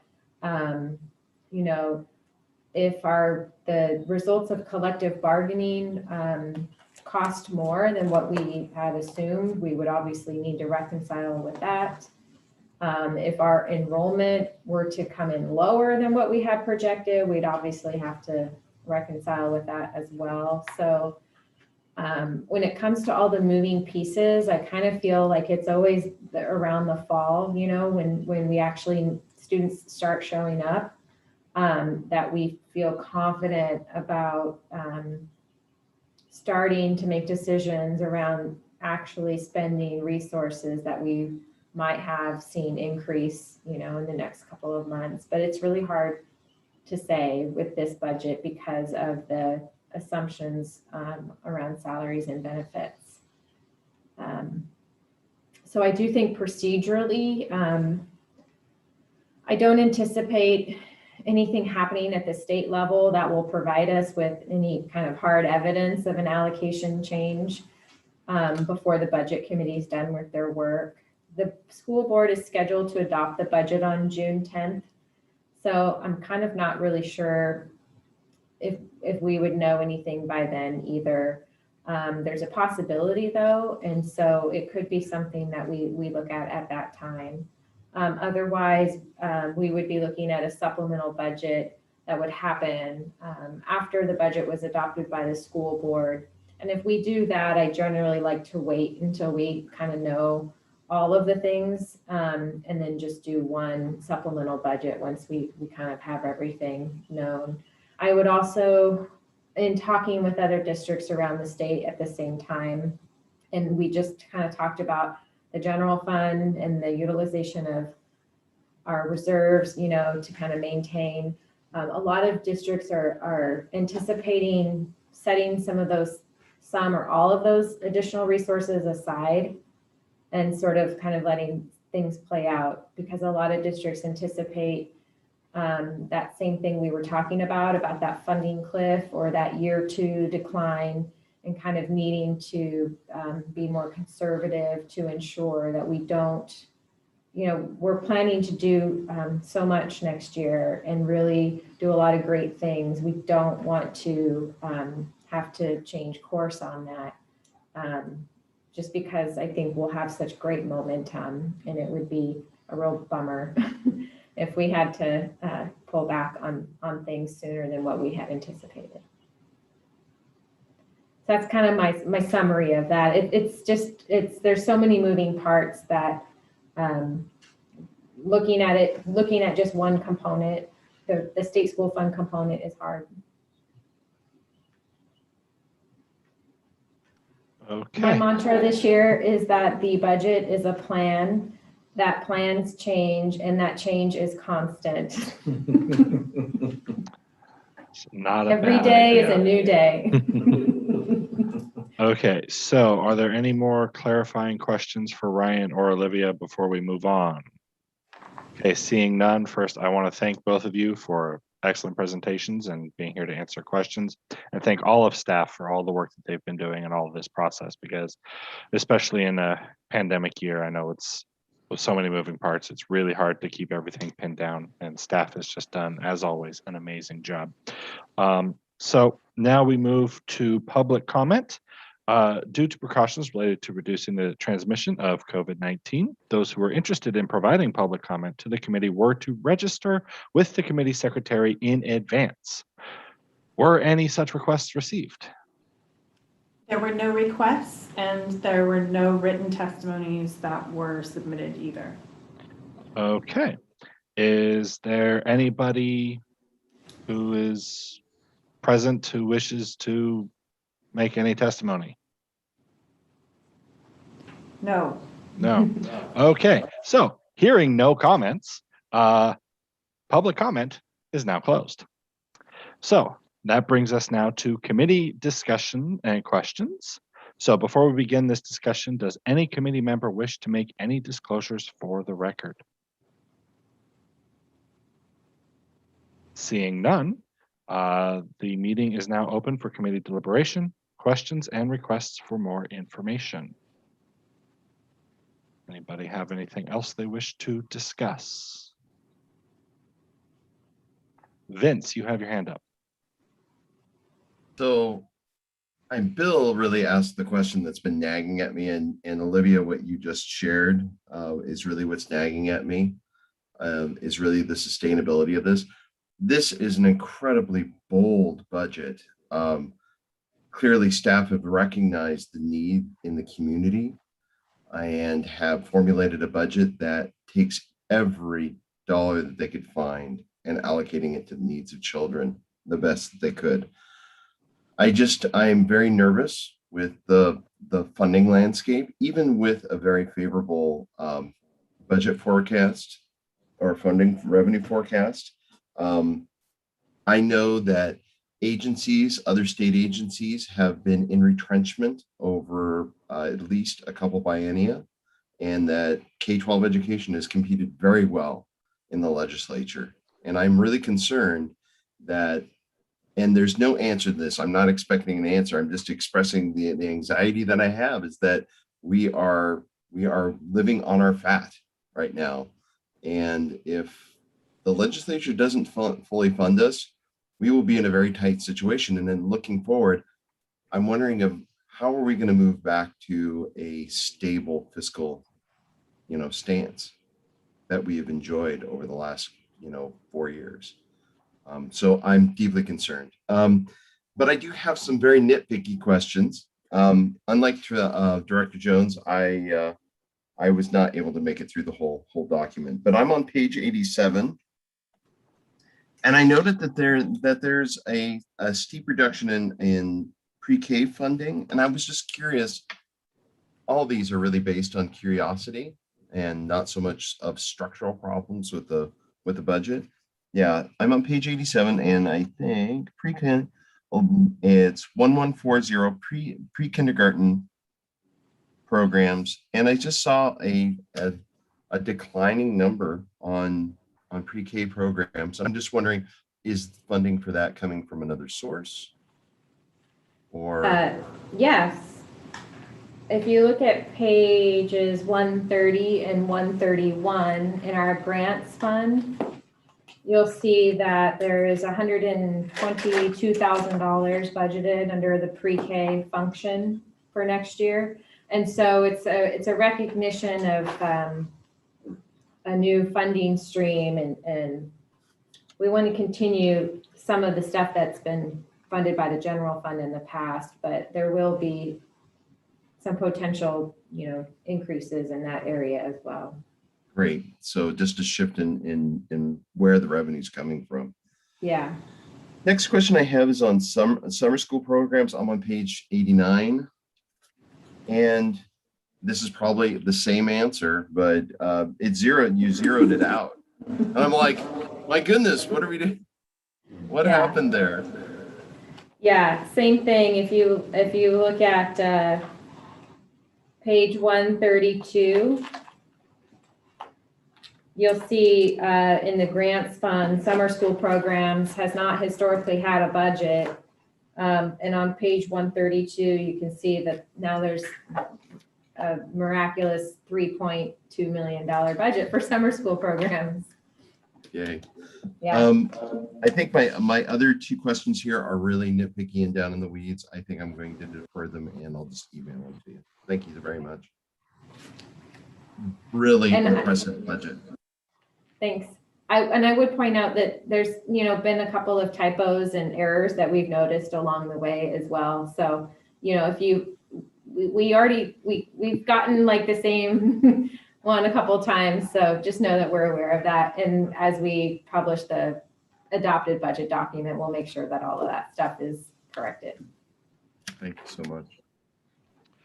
Okay, next, see Therese.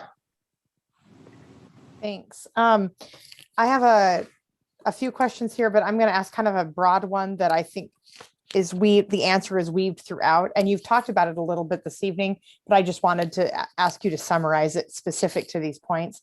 So, with goal 1, the student achievement goal that the board has, we've specifically called out grade level reading by 3rd grade and successful completion of Algebra 1 by the end of the 9th grade. And so I was just wondering if you can point to places in the upcoming year, budget plans, however you want to package that, that demonstrates the district's commitment to putting resources behind making progress on those 2 benchmarks. That's my first question. So with regard to reading proficiency, I think, the majority of our Esther Fund grant dollars are going towards the primary classroom and the reading intervention boost next year. And so I know that the focus on the majority of these one-time resources are going to be on incoming kinders, 1st graders, and we're talking about 2-year investment. And so we're really putting some dollars in that area, and 3 years from now, we anticipate that our 3rd grade reading levels will not reflect a decrease from what they have looked like historically. So I would say that the biggest investment around the being proficient in reading by 3rd grade is around increasing the interventions. And so that would apply to all, students, K-3, but especially for our youngest learners in the kindergarten classrooms next year. With regard to the math and the Algebra 1 completion, a lot of that work is tied back to our school-based data teams and collaboration with our teaching staff on how they are reviewing individual student data and working on specifically intervening and supporting students and making that identification early on. And so that's a big purpose of those math data teams, is to kind of have that indicator early on so that the additional support can be provided as quickly as possible. And I think those are called out in the new investments, but obviously there's practices that have been going on that will continue to happen, and Ryan might want to speak to some of those. Yeah, so the couple things I would add, one would just be that summer academic boost. So again, that's something that we have had summer school in the past, graciously funded by our foundation. This year, the funds are coming from the state in a really large financial way.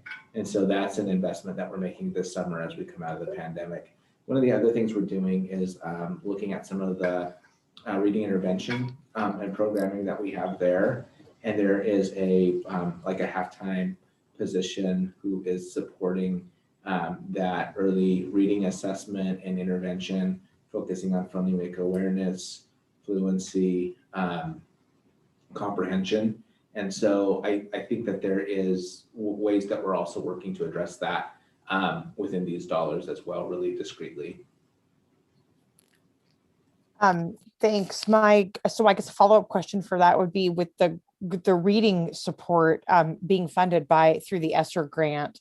I guess a question that I don't know if it's a concern, but it's something that I'm thinking about is that with that grant funding not being permanent, assume that we see some results in 2 years. Hopefully not a decrease but obviously the increases, right? We don't want to just maintain. So assuming that we're successful in that, what plans would you have to then redirect and maintain that additional support? Would you look for additional funding or reassign FTE elsewhere if the grant goes, if we don't have that grant, so that particular grant any longer, assuming that, this produces positive results? Yeah, I think I finally did it. I finally unmuted myself and didn't use the owl. I knew I was going to do that at some point, create an echo. So I think a couple things. One is that we are working to build capacity. So we are bringing on educational assistants. We're providing them with more robust training so that they are able to really support academically reading. We have some incredible people doing that, but when you come oftentimes as someone who may be new to instruction, you have a sense of how to sit side by side and read with a child, but you don't necessarily know how to provide real instructional guidance. And so we're wanting to build that capacity right now in those folks. So the people that we're bringing on, we're also supporting them. So when you do that, you also want to do your best to maintain those people. And so one of the other things we're investing in is having a person who is able to really focus on assessment and using that assessment information to make good decisions that help us to help kids.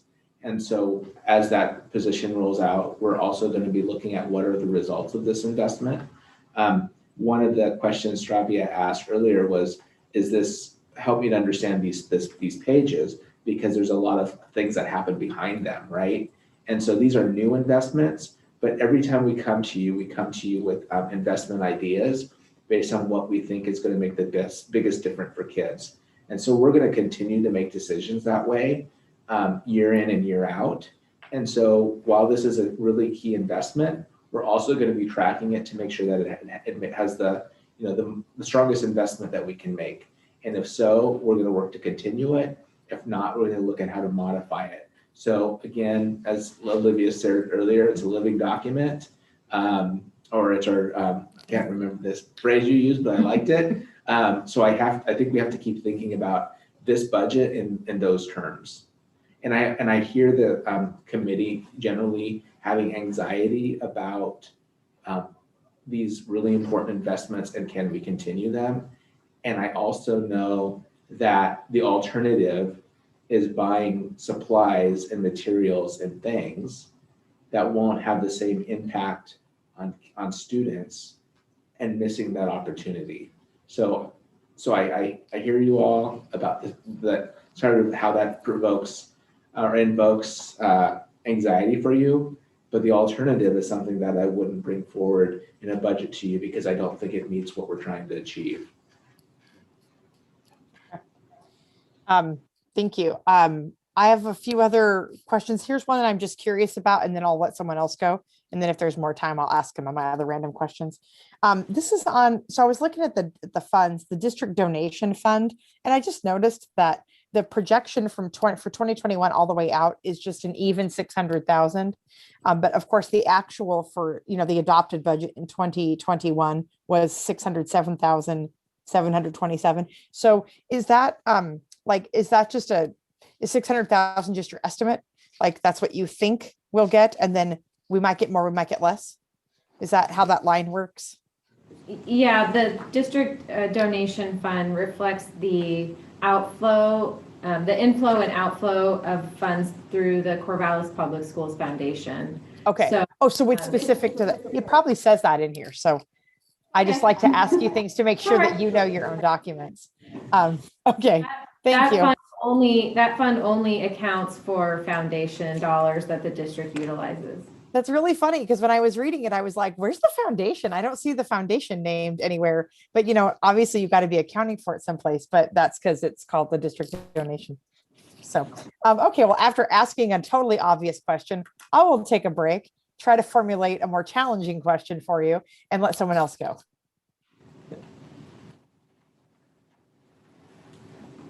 I unmute myself. We got Margaret, then Jay. Okay, so I'm looking at page 239, the school discretionary allocations. And in past years, I've asked about the weighting factors on the opportunity for growth for high school students. And I was really pleased to see that this year, it looks like they're tracking much better with the feeder schools. I'm curious, what were you using as the academic benchmarks for the high school students? Because it doesn't look like you're using things about graduation. That would be representative of grade 9, not on track to graduate. So we have the grade 9 on track statistic. And so we calculate, the percentage of students who then aren't on track and then give a 0.5 weight to that. And all of the weightings in the school discretionary allocations are based on 2000. They're the same weightings from the prior year because we know that the data from this year is not truly representative of each of our individual schools right now. Okay. And so it's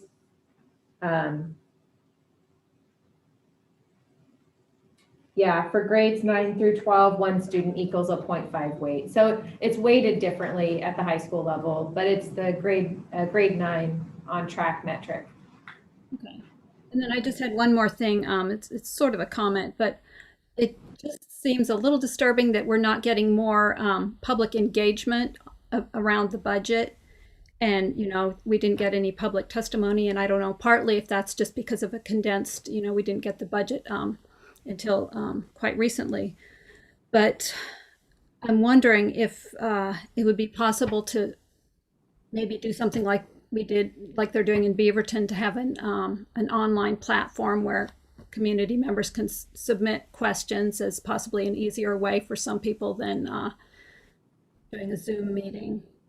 And I'm also wondering why. Go ahead. Second budget committee meeting, unlike in previous years. Can you repeat the second one? Why is there no public testimony allowed on the second budget committee meeting? And in previous years, there has been. Yeah, in previous years, I think we generally scheduled 2 meetings with public comment and had a third meeting tentatively scheduled. It's not that we couldn't do that. We would definitely need to reschedule the June board meeting or schedule a second board meeting in June if we wanted to change that. The board calendar was established last year at this time, and I think those are just how those dates fell. So if the committee would like to have public comment at a future meeting, we wouldn't be able to do it next Thursday because we would need to advertise that appropriately. So we could schedule one the following Thursday, I guess. But then we'd need to schedule a board meeting after June 10th, just to allow for the turnaround time. If that's something the committee is interested in. I wasn't asking it for this year. It was just more sort of a, why did it happen this way this year when all the other years it hasn't, is it sort of a condensed timeline thing? I mean, it seems like people could still testify. It wouldn't really do anything in terms of affecting the budget, but it might, give you ideas for next year. Yeah, I think, the board obviously holds a public hearing on the budget before they adopt the budget, which is scheduled on June 10th. And so I don't see it as necessarily like a cutoff for public comment. I think there's still opportunity for that in the formal public hearing prior to the budget being adopted. This is the first year I've been here where we didn't have any public comment on the budget process. In my K-12 experience, it's not the first time. And I think it just varies year by year. And I don't have any anecdotal ideas about why that is this year, but I do think it looks different every year. And for the sake of our 2 meetings, we didn't put that in the notice of budget committee meeting that we'd be taking public comment at both meetings.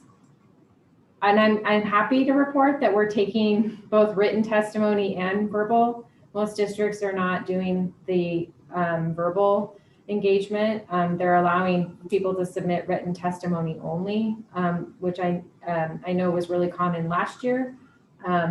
So we did want to make sure that people could both submit written testimony and attend, appear in person if they wanted to as well. So yeah, I like the idea of written testimony, but I'm just also thinking it might be useful if people could submit questions where they get answers from you. Yeah, I followed up with Beaverton and they don't do that anymore. So I need to try to find out how they have that set up because it's not on their website anymore. So I'll get in touch with them and kind of see what they've implemented and if that looks different now.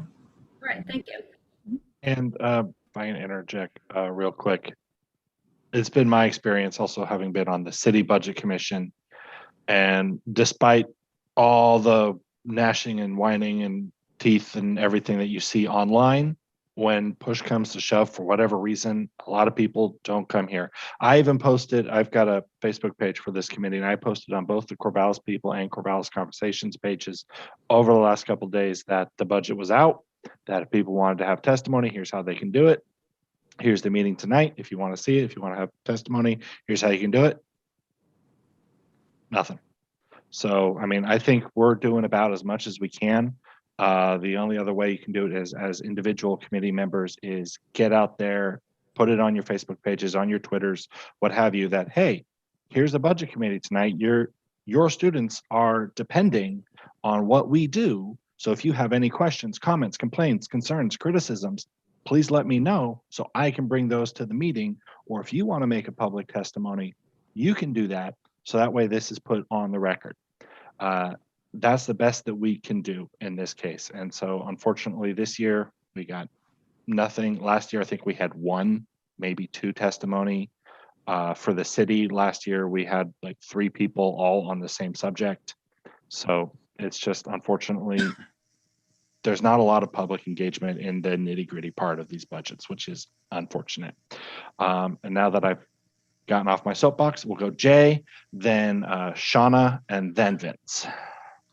So to clarify on this last point, can someone still submit written material in the next week or not? So a public person, not a board, not a committee member. I believe so. I mean, anyone can, it's kind of no different than somebody emailing the school board, right? If somebody were to submit written testimony, we would pass it on to the budget committee. I just want to make that really clear. I have 2 comments. One, hooray for the data person. I think I know who that might. I know we've all, as a board, loved to get the data on student performance. So thank you for that. I think growing that data, and I think it's going to help for analyzing growth of all students. Ryan, I think in years past you've explained to the committee members how you go get input from your buildings as to what's the best way to do growth, whether it's K-3 reading, whether it's the high school guidance work. And I know Shauna is new, and I can't remember whether Josh was with us last year or not, I'm sorry.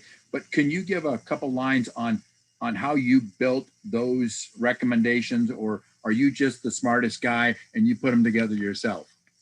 I'm joking. So you are a smart guy, but in terms of the budget, it starts back in December, and it is something that we continue to get administrative feedback on throughout the process. It's something that has been more difficult this year, if I'm assessing myself, because of primarily because we have been in the middle of starting school. When I did a superintendent's chat yesterday, and my entry slide was a picture of one of our students that had a little hat on that said, "Happy first day of school." And so because in the middle of the first day of school, we're building a budget. We're trying to get input from principals and leaders, and at the same time, they're trying to start school. So I would say it's been more difficult this year than it has been historically. However, there is opportunities to meet, to talk about staffing, to talk about what the budgetary needs are.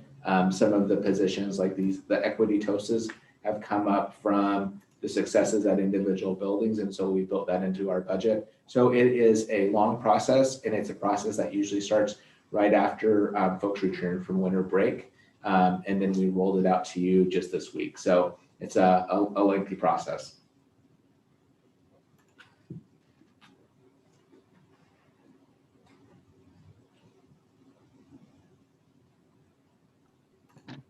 Okay, then I think we'll go to Shauna.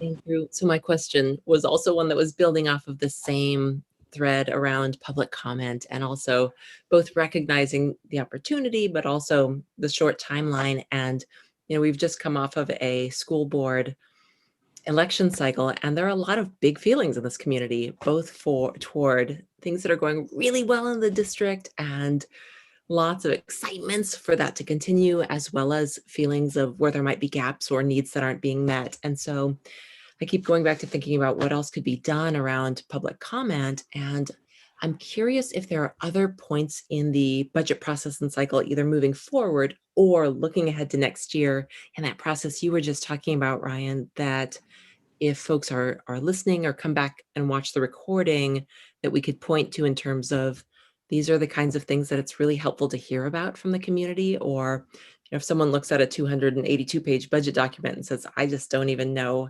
how to give testimony or what to talk about, the kinds of things that are most helpful at this stage, or if there are other stages coming up where public comment of certain kinds might be most helpful.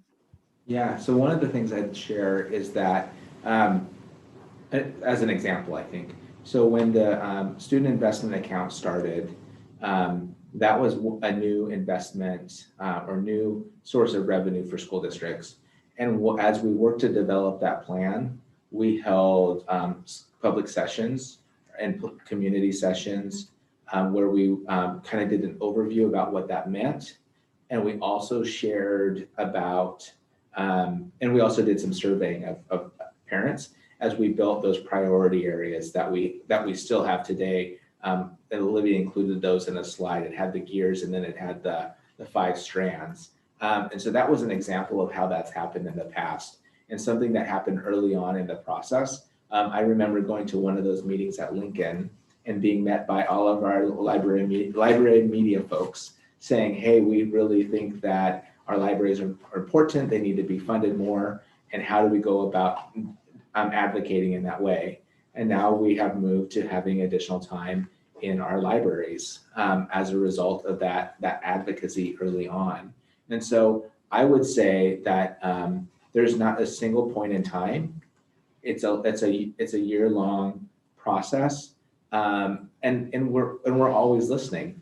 One of the pieces that, as someone who sat back but also sort of watched the discussion and the election unfold, there was a lot of questions about student achievement, right, and about data. And one of the things that's been important to us long-term has been to have somebody who's really steeped in data knowledge and able to help to support us. And that's built into this budget. And so I again, those are the things that continue to happen and evolve over time. based on what we hear from the community. So again, it is year long. There are times where people come with a specific area that they want investment to be made in. And another example of that was there was strong advocacy for us to bring in a sustainability position 2.5 years ago. And out of the conversation and the public testimony, that's something that we added to the budget. So again, I don't see it as a singular activity. I see it as a continual process of enhancing and developing as we move forward. Great, thank you, Ryan. Mhm. Okay, Vince, Sravaya, Therese. So the superintendent stole my thunder because that was what I was going to remind the committee that this district has made efforts, to engage the public in the budget process in a time when it's really meaningful. The hearings that we have in this process at this time is really vestigial of a previous time, prior to Measure 5 and Measure 50, when local funding of schools really mattered. And, it's really it's an archaic, piece. The reality is the way we budget today, for the community to be involved, needs to be early. And I'm proud of the district in all the effort that they have done in doing that. There was also a comment earlier about public questions coming to staff in this process.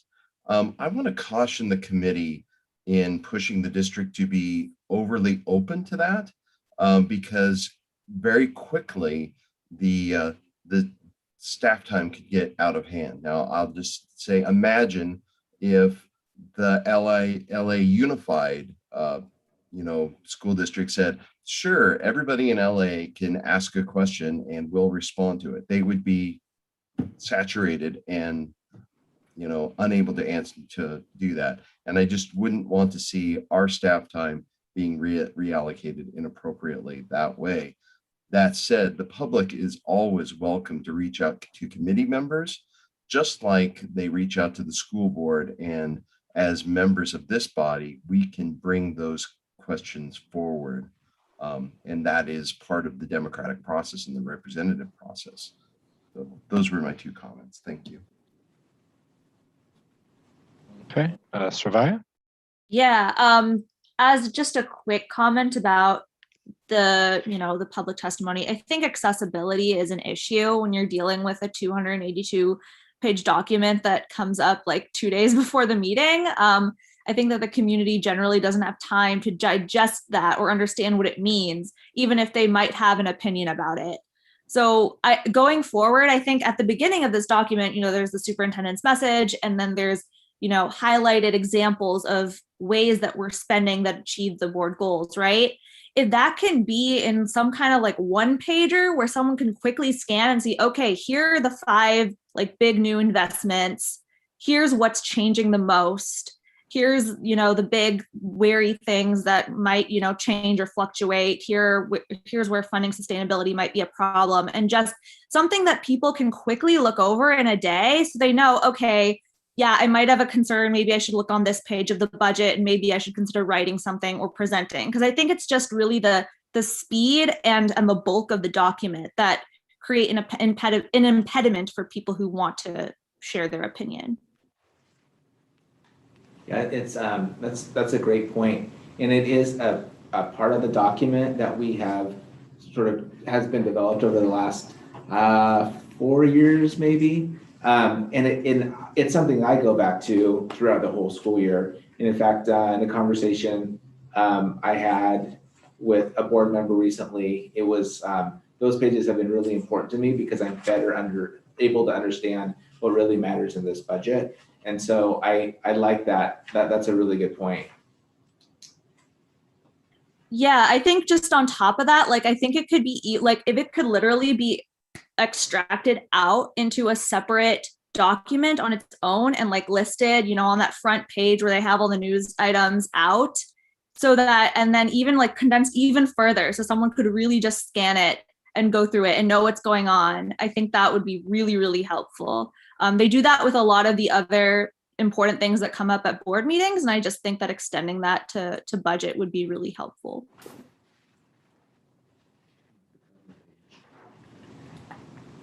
Okay, Therese, then Lou. Well, I'm really thankful that we have broached this part of the conversation, in part because the budget document itself and what the vision for the budget is, and at least the current plan for how we will fund all of these important investments in our community, I'm actually really confident and comfortable with. What I remain not so confident and comfortable with is our engagement with the community on the subject of our budget. And we have had conversations in the past and talked about, the challenges around the timing. And one thing that I was disappointed to see when I looked at the timeline for the budget is that the public doesn't appear on that timeline. When you look at the calendar, the rollout there of when things are going to happen, there isn't any place where we specifically say, this is the community. Like we're going to, I just think that if I was a community member, I would not know where my place is. Saying that we can always make comments doesn't really necessarily highlight the time in which we ought to be thinking about the budget as a community when we want to be thinking about the budget. I think this is an area that we have room to grow. I want to say that budgets are big and there's a lot of pages and a lot of moving parts. And so I don't think that the community wants to sit down and go through 300 pages, but I think that they do want to know at what point in the process should they raise a point if they want it to be heard. And that's not very clear. And I think the sustainability coordinator position made clear to the community that it was not clear when they should raise their voices, because they came and overwhelmed a meeting and they did not see action in that particular budget. They saw it the next year and that was great. But it was clear that at that point in the conversation, it was too late to be coming and saying, we want to see this change in this budget. And so that, to me, that was an indicator that there is a disconnect for the general community about where and when in the process they ought to be raising concrete suggestions about what they want to see if they want to see something in the budget. This is an area that I don't think that there's, I've never been on a board. I've never been in a position where there was leadership that didn't have room where they could improve communicating with the community. I don't think we are any different than that. And I think this process is one where I would really like to see us in the next year be really deliberate about figuring out how we're going to bring community voice to this process a little bit more so that the community can find themselves on the budget pages. I think they should be able to see those. And I liked some of the suggestions about condensing the main points. It'd be fantastic if people could see an example, just called out a single sheet. This is our goal. This is how we're investing in that goal this year. Something that really weds those two together, because the inside process that we get is I see our goals all over these pages. Through all 250 of them, I see the goals. But so how do we bring that out for the public so they can see the spending matched to the goals in a really deliberate way? So I think this is an area of growth. And the last thing I'll say is accessibility. This document is really, really accessible to a very particular kind of community member, not accessible to other kinds of community members. And if I was not me and not part of the community that this document looks like it's for, I wouldn't know even where to start. And so I think we have some room. I'm talking cross education, cross cultural constructs of sharing information, and the idea of how you wed money to values. These things look like a very specific part of our community, and that's not everyone. And I think the budget is for everyone, but I don't think everyone can find themselves in it. So I think that's something that the onus is on us, because it's our budget to figure out how. I don't think people should have to do the heavy lifting to find themselves in it. I think we should be waving the big flag to show them they're here, they're welcome. This is where they are. That said, I love this budget. I love it. I love the work. And I think it's a brilliant document. And I think it reflects exceptional leadership. Our community is so fortunate. It's a little bit of a bummer that how fortunate they are might only really be fully understood by a very small group of people. And I think that's an area that we could grow. The other thing I'd say is that one of the things that's different about this budget is just our availability of data, right? And so as we think about this, it's an impact of, coming out of the pandemic and not having the data in the same way that we've had it in the past. So that's another area that we've had lots of conversation about, and something that Olivia has continued to push on our teaching and learning department to give more of that. So again, I think there's things that we can always improve in, and we're also coming out of a pandemic, and I think we're in a I think what we've tried to put into the budget is the things that we really think will make the biggest impact on the kids. So thanks for that part too, Therese. Unless anybody out there be listening and hear, I want to say this part, and let this be my final word. This is a fantastic administration. They put the children and the needs of the children first in this budget. That's all over the place. If it is not clear to people, please email, because any one of the board members would be happy to have virtual Zoom coffee with you and talk to you about that. I support this budget absolutely 100%. And I think that we have an opportunity to grow and do this work and do it even better. But I don't want anybody to hear my comment as we have an area where we can grow as somehow you haven't hit it out of the park with the budget itself, because I think you have. And I just want to make sure that's the thing that I want to make sure everybody remembers instead of the part about, oh, there is an area of suggestion of improvement, and suggestions of improvement are important, but also super important is for them to know that any suggestion of improvement doesn't diminish the high quality work that's been done here, because this is an award-winning notebook right here, and we're fortunate to have it. Thanks.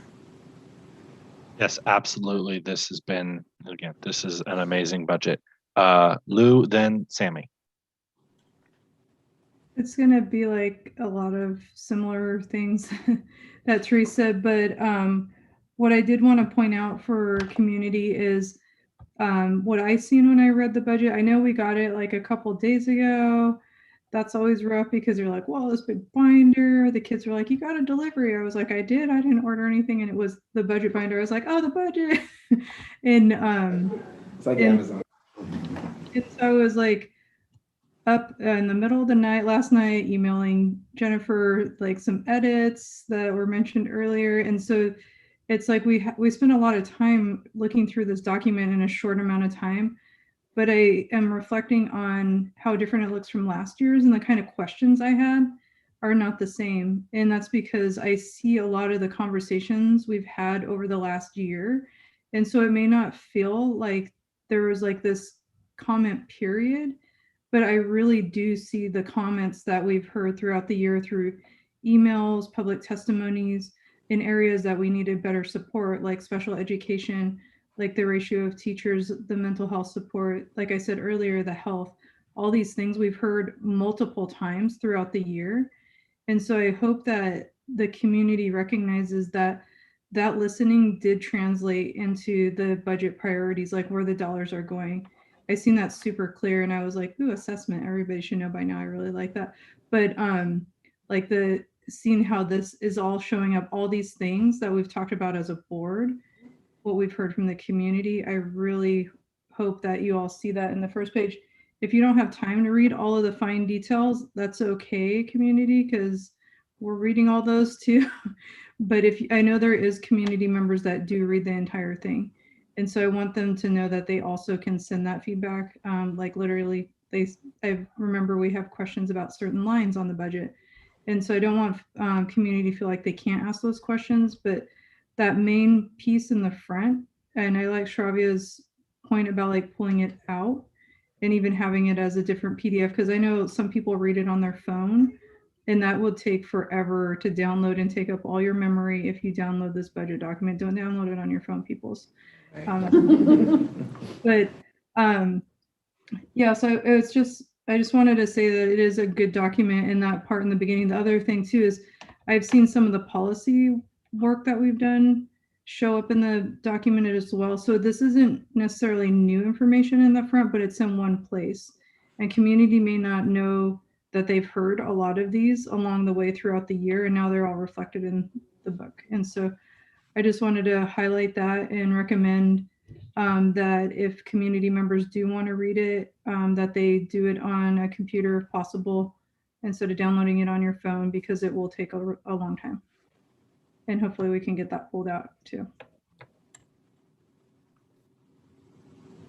Okay, thank you very much. Sammy. Thank you. I'm going to reflect on something really powerful in this budget. It's courageous, as my colleagues mentioned. It is bold, and also it speaks to the needs of the community. We heard community members talk about class size, putting resources where the need is most, special education, staffing, racial equity, and all of these things. We see strategic investments there.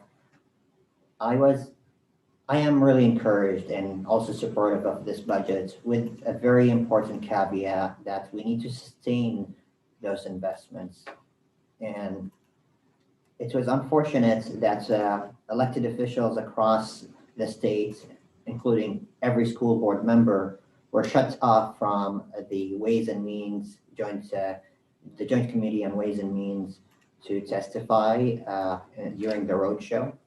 And there was an understandable justification behind it, that board members or elected officials have access to their representatives. So I hope that my colleagues here accept me that I would share some of the thoughts that I wanted to share during the roadshow, but I wasn't able to do that. And encourage us as board members, as budget committee members, and members of the public to reach out to our state representatives and state senators and tell them what this budget means. It means a lot. It means the social and emotional development and academic development and the care and the resources that our students need and deserve. And I am reflecting on a testimony that really gave me hope about government and gave me hope about what budgeting means. I don't know how many of you grew up with Mr. Rogers. I grew up with Mr. Rogers a little bit later, but I had my own version of Mr. Rogers in Bahrain and Saudi Arabia, who speaks Arabic and speaks over TV. And our students had their own version of Mr. Rogers over the Zoom screen in the past year. And there was this proposal of defunding public broadcasting. And I don't know if you can look it up, you'll find a short clip of his testimony where someone from Congress asked him, what does this sell me? Tell me, why should we not cut public broadcasting? What's the effect of it? And Mr. Rogers, and I don't have his eloquence or even his calming tone, but he shared a poem or a song that makes people, our students or kids, regulate their emotions, navigate their anger and their fear. And it just moved me every time I see it. It brings tears to my eyes. And of course, that testimony saved hundreds of millions for public broadcasting. And I don't have his eloquence, but I have the next best thing. It's the art that you see behind Ryan, the art that you see behind Olivia, and that we see in front of our every section in our budgets. And this is one of my favorite ones. It's the student arts, how much they grew and how much they have found the resources to learn and to persevere and develop things that are powerful. We don't want to lose that. We want to nurture it and support it. And I really hope that we don't leave the districts to their own means to make sure that they do this work. We need funding, and 9.1 is not enough for us to sustain this work. So I am supportive of this budget, but with a word of caution, the state needs to help us. And I don't have any better words than the words and the art and the work of our students. So I hope that they give us more than 9.1 because our students deserve it. Thank you. Thank you, Sammy. Yeah, you may say you don't have Mr. Rogers' eloquence, but you are still very eloquent and definitely know how to put things that we're all thinking into words better than any of us can possibly say. So thank you for that. I'm going to take this opportunity now that it looks like there are no other questions or comments to ask a question of my own for staff. And that is, how are we looking at for PERS in the next few years? I know we made a $3 million lump sum payment recently that we took a bond out to kind of help soften that blow a little bit, but what is the, I'm looking through it, and since we're pulling money for PERS from so many different funds, it was kind of hard for me to piece it all together. But how are we looking at for PERS over the next couple of years? Yeah, I would say I don't anticipate it to be quite as volatile as it has been in the past. The legislature took some action a couple of years ago and made some changes that I wouldn't say solve the problem, but will definitely eliminate some of the volatility with rate changes. And so seeing a rate reduction become effective July 1 is definitely helpful, obviously. And I think, it's hard. It's really hard for us to predict what that looks like because it's tied to investment returns in years that, haven't happened yet. But the one positive is that PERS rates they change based on investment returns, that are 2, 3, 4 years old. And so at least we sort of know what's coming well in advance, and we do have some time to plan. We don't generally see like really abrupt changes with that. So I would say that the legislative action taken has definitely, it didn't lower the, overall cost, but it definitely kind of eliminated the ups and downs that we have been seeing. And I would assume that, current interest rates aren't really all that fantastic. So I would anticipate that what's pretty normal is we see a rate decrease and then we see it go up and then we see it go down. So I wouldn't be surprised if in 2023, we might see an increase, but overall, it's kind of weird, our pension obligation bonds, to see that there's really not that many years left on that is kind of interesting. Because I remember, when school districts across the state were issuing those, how at the time, they were like, 20-year maturities, and that just seemed like a really long time. So obviously, as the pension obligation debt expires, that will definitely free up some resources. We charge 5.5% of payroll to, generate the resources to make those debt service payments. So when that debt expires, that's going to be a huge benefit to the general fund that year. So I'd say overall, it's not any doom and gloom like we've kind of felt in previous years. I feel like we have a handle on it as of now. Of course, it can change, but. Thank you very much. Okay. Are there any more questions or discussion that any member of the board wishes to have before we move on? Seeing none, sweet. That took us just over 50 of our 60 allotted minutes for that. So whoever came up with the agenda, great job. So now the chair would be willing to entertain a motion to adopt minutes from previous meetings, starting with the June 2nd of 2020 meeting. I move to adopt the June 2nd, 2020 minutes for the Corvallis School District Budget Committee. Second. Okay, we have Vince Adams makes the motion with Therese Jones seconding. Do we do this by a voice vote, or since it's over Zoom, do we do it via roll call? Or shall I just ask for unanimous consent? You could go unanimous consent. Okay. I seek unanimous consent to approve the minutes from June 2nd of 2020 as moved by Vince and seconded by Therese. Are there any objections? Hearing none, the motion carries. I will now do the same and invite a motion for the adoption of the April 29th of 2021 minutes. I move for the hi, this is Vince Adams. I move for the adoption of the April 29th, 2021 minutes of the Corvallis School District Budget Committee. I second. Okay. Once again, we have a motion made by Vincent and seconded by Therese to adopt the April 29th of 2021 minutes. I will once again seek unanimous consent. Are there any objections? Hearing none, the motion carries unanimously. Okay, so that brings us finally to everybody's favorite part of the meeting. I will now entertain a motion to adjourn to our next meeting of Thursday, May the 27th of 2021 at 6:30 p.m., where we will deliberate and then all powers willing, approve this year's budget. Do I hear a motion?